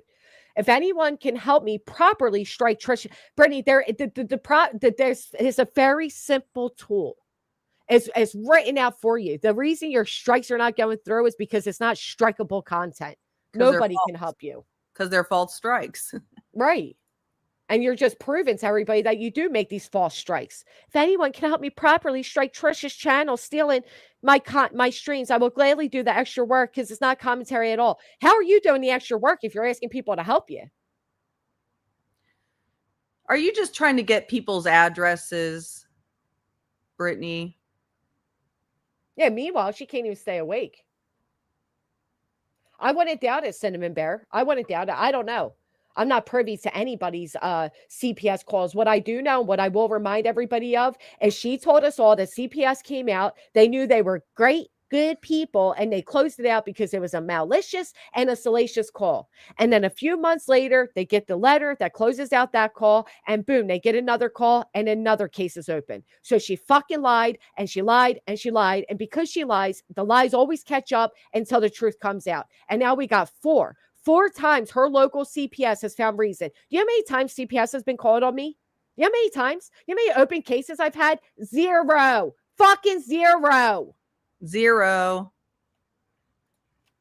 here. And believe me, many CPS calls have gone in throughout the fucking years. 0 have opened up. Well, to be fair, Christy, BJ didn't say that. One of her subscribers in the chat today did. That because it's not our family, not our child, why do we care? But I hope they take that same approach next time she's dissecting parents of missing children. Why do you care? I mean, Brittany's made a poor person's fortune off of caring about other people's children. Okay. Right. The irony in that, right? But then also, admits that she doesn't talk about a missing child's case unless it brings her income. Yeah. And that, Summer Wells didn't do it for them. It just wasn't profitable. Oh, and how if she had money, she wouldn't even be on here at all. Yeah. But believe me, it comes from a place of compassion and concern, y'all. Only a week ago, she was denying striking. Gotta love that. It was, I don't even think it was a week ago. It was like one or two nights ago. She was like, I'm not striking people. Because I can't do it right, son of a bitches. You're so fucking stupid. You can't even follow an easy strike process. Oh my gosh. Why does anybody believe anything that girl says? She just lies to lie to lie. Yeah. Well, there's a percentage of her chat that don't care. Yeah, you're right. They don't care because they hate somebody more than they care about, the truth. So exactly. Mm-hmm. Yeah. That's right, BJ Marshall. That's exactly right. As a DV survivor, many die because no one called. Mm. And I don't think either of us are sitting here, sending dog whistles to call anybody. No, she'll try to claim that. I don't give a fuck. Or just I don't give a fuck. I'm giving my opinion. And my opinion is you're a lousy piece of shit. Lousy piece of shit. And my opinion is you wonder why the calls were made, but then you allow things like that to be heard. Right. And just a reminder, the only person who we know called on her was her former co-host. Right. Her person. But, again, they don't open up a case, take photos, and assign you a caseworker and make stipulations for nothing. So I'm sorry, Karma is the cat. I mean, that's the full timeline of that is crazy because you're right. So she doesn't answer the door the first time they try to come to her door, right? And then she does answer the door. Then she announces that she's, CPS has come to her house and cleared them in that all in one visit, right? Well, wait, first she said they came at 3 p.m., but it was cleared. It was cleared right away. But then they supposedly came back at 8 with police. Right. Because again, she lies so much and she's so excited to make what would be an embarrassing and traumatic event for her children. She's so quick to exploit that for super chat super chats and pity donos, that she has zero consideration of the actual impact because, to her, it's validation. She said it. And then there was a flurry of home renovations Mm-hmm. that, hastening home renovations that she said were already happening. Of course, I actually believe that those renovations were in progress and never finished. And CPS is like, finish those renovations so that you have an actual in compliance home that is safe for children, right? Go get those mattresses. She says she's going out and getting those mattresses. We're saying you're getting those mattresses because CPS told you to do it. Then later, and she denies it. No. We're doing this. We were doing this anyway. Then later she comes out and admits, oh no, we made those changes because CPS told us to. Right. After saying everybody else was lying, she straight up lied to her own community that we were all just lying, for her to later come out and admit that all of it was true. Right. And Yep. the next time I remember CPS going out there was the day after Craig flashed a gun and threatened people. That's the one where she said they showed up at 3 p.m. But again, they knew it was baseless, just like she said about the first call, and then showed a paper showing that they closed it out. But then 8 p.m., they're back again, this time with sheriffs. Right. Yeah. That's why she shouldn't race out here to try to get sympathy donos, because you end up getting yourself caught up in a lot of bullshit and it's nobody's business. But you make it everybody's business. Right. We wouldn't have all this information unless she gave it to us. Exactly. Yes, Constance. She has shown a very dirty house on camera. Yes. Several times. Yeah. Yeah.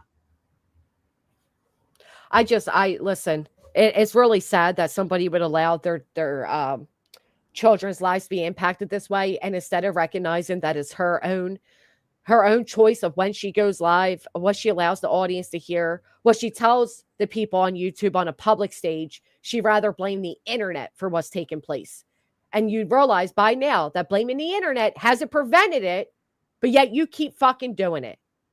Take some accountability as the mother, as the adult, and protect yours, for fuck's sake. The internet doesn't owe you that.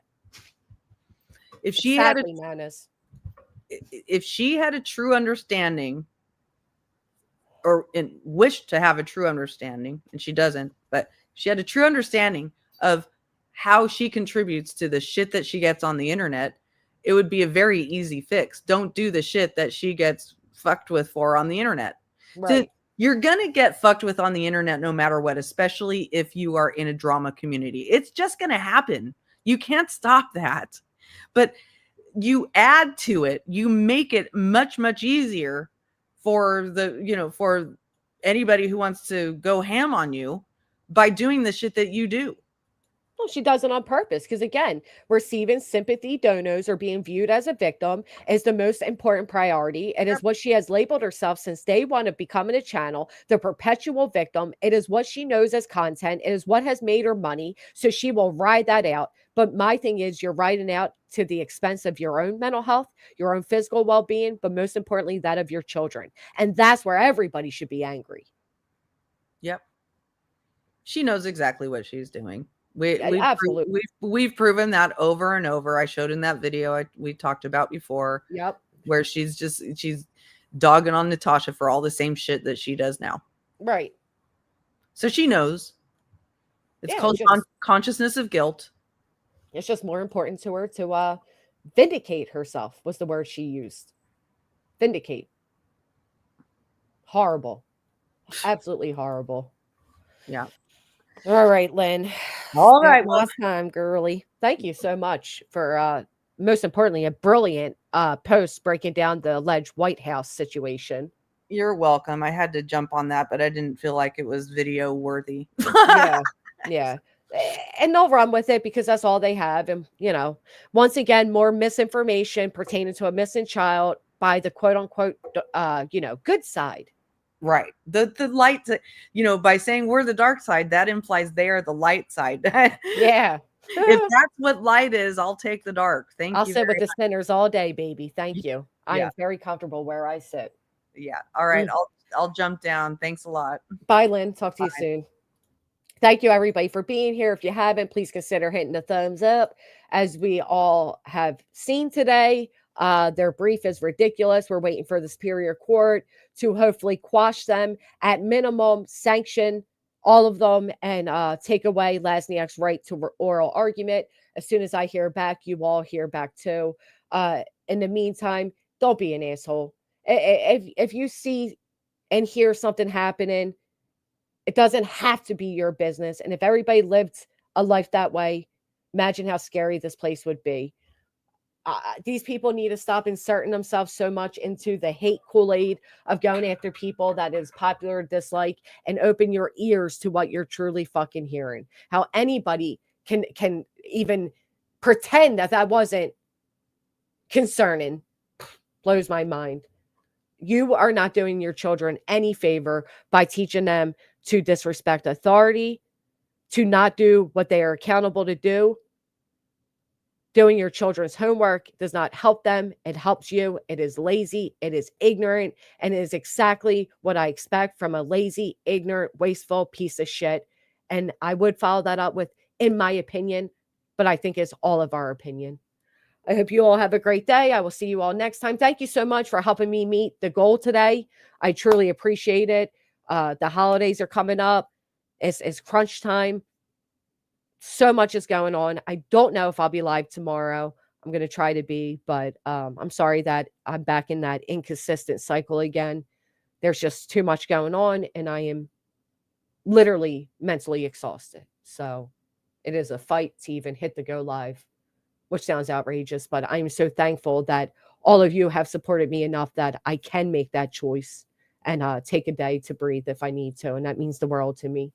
So I will see you all, hit the mic, next time. And I'm going to go drop you off at the island. Bye, folks.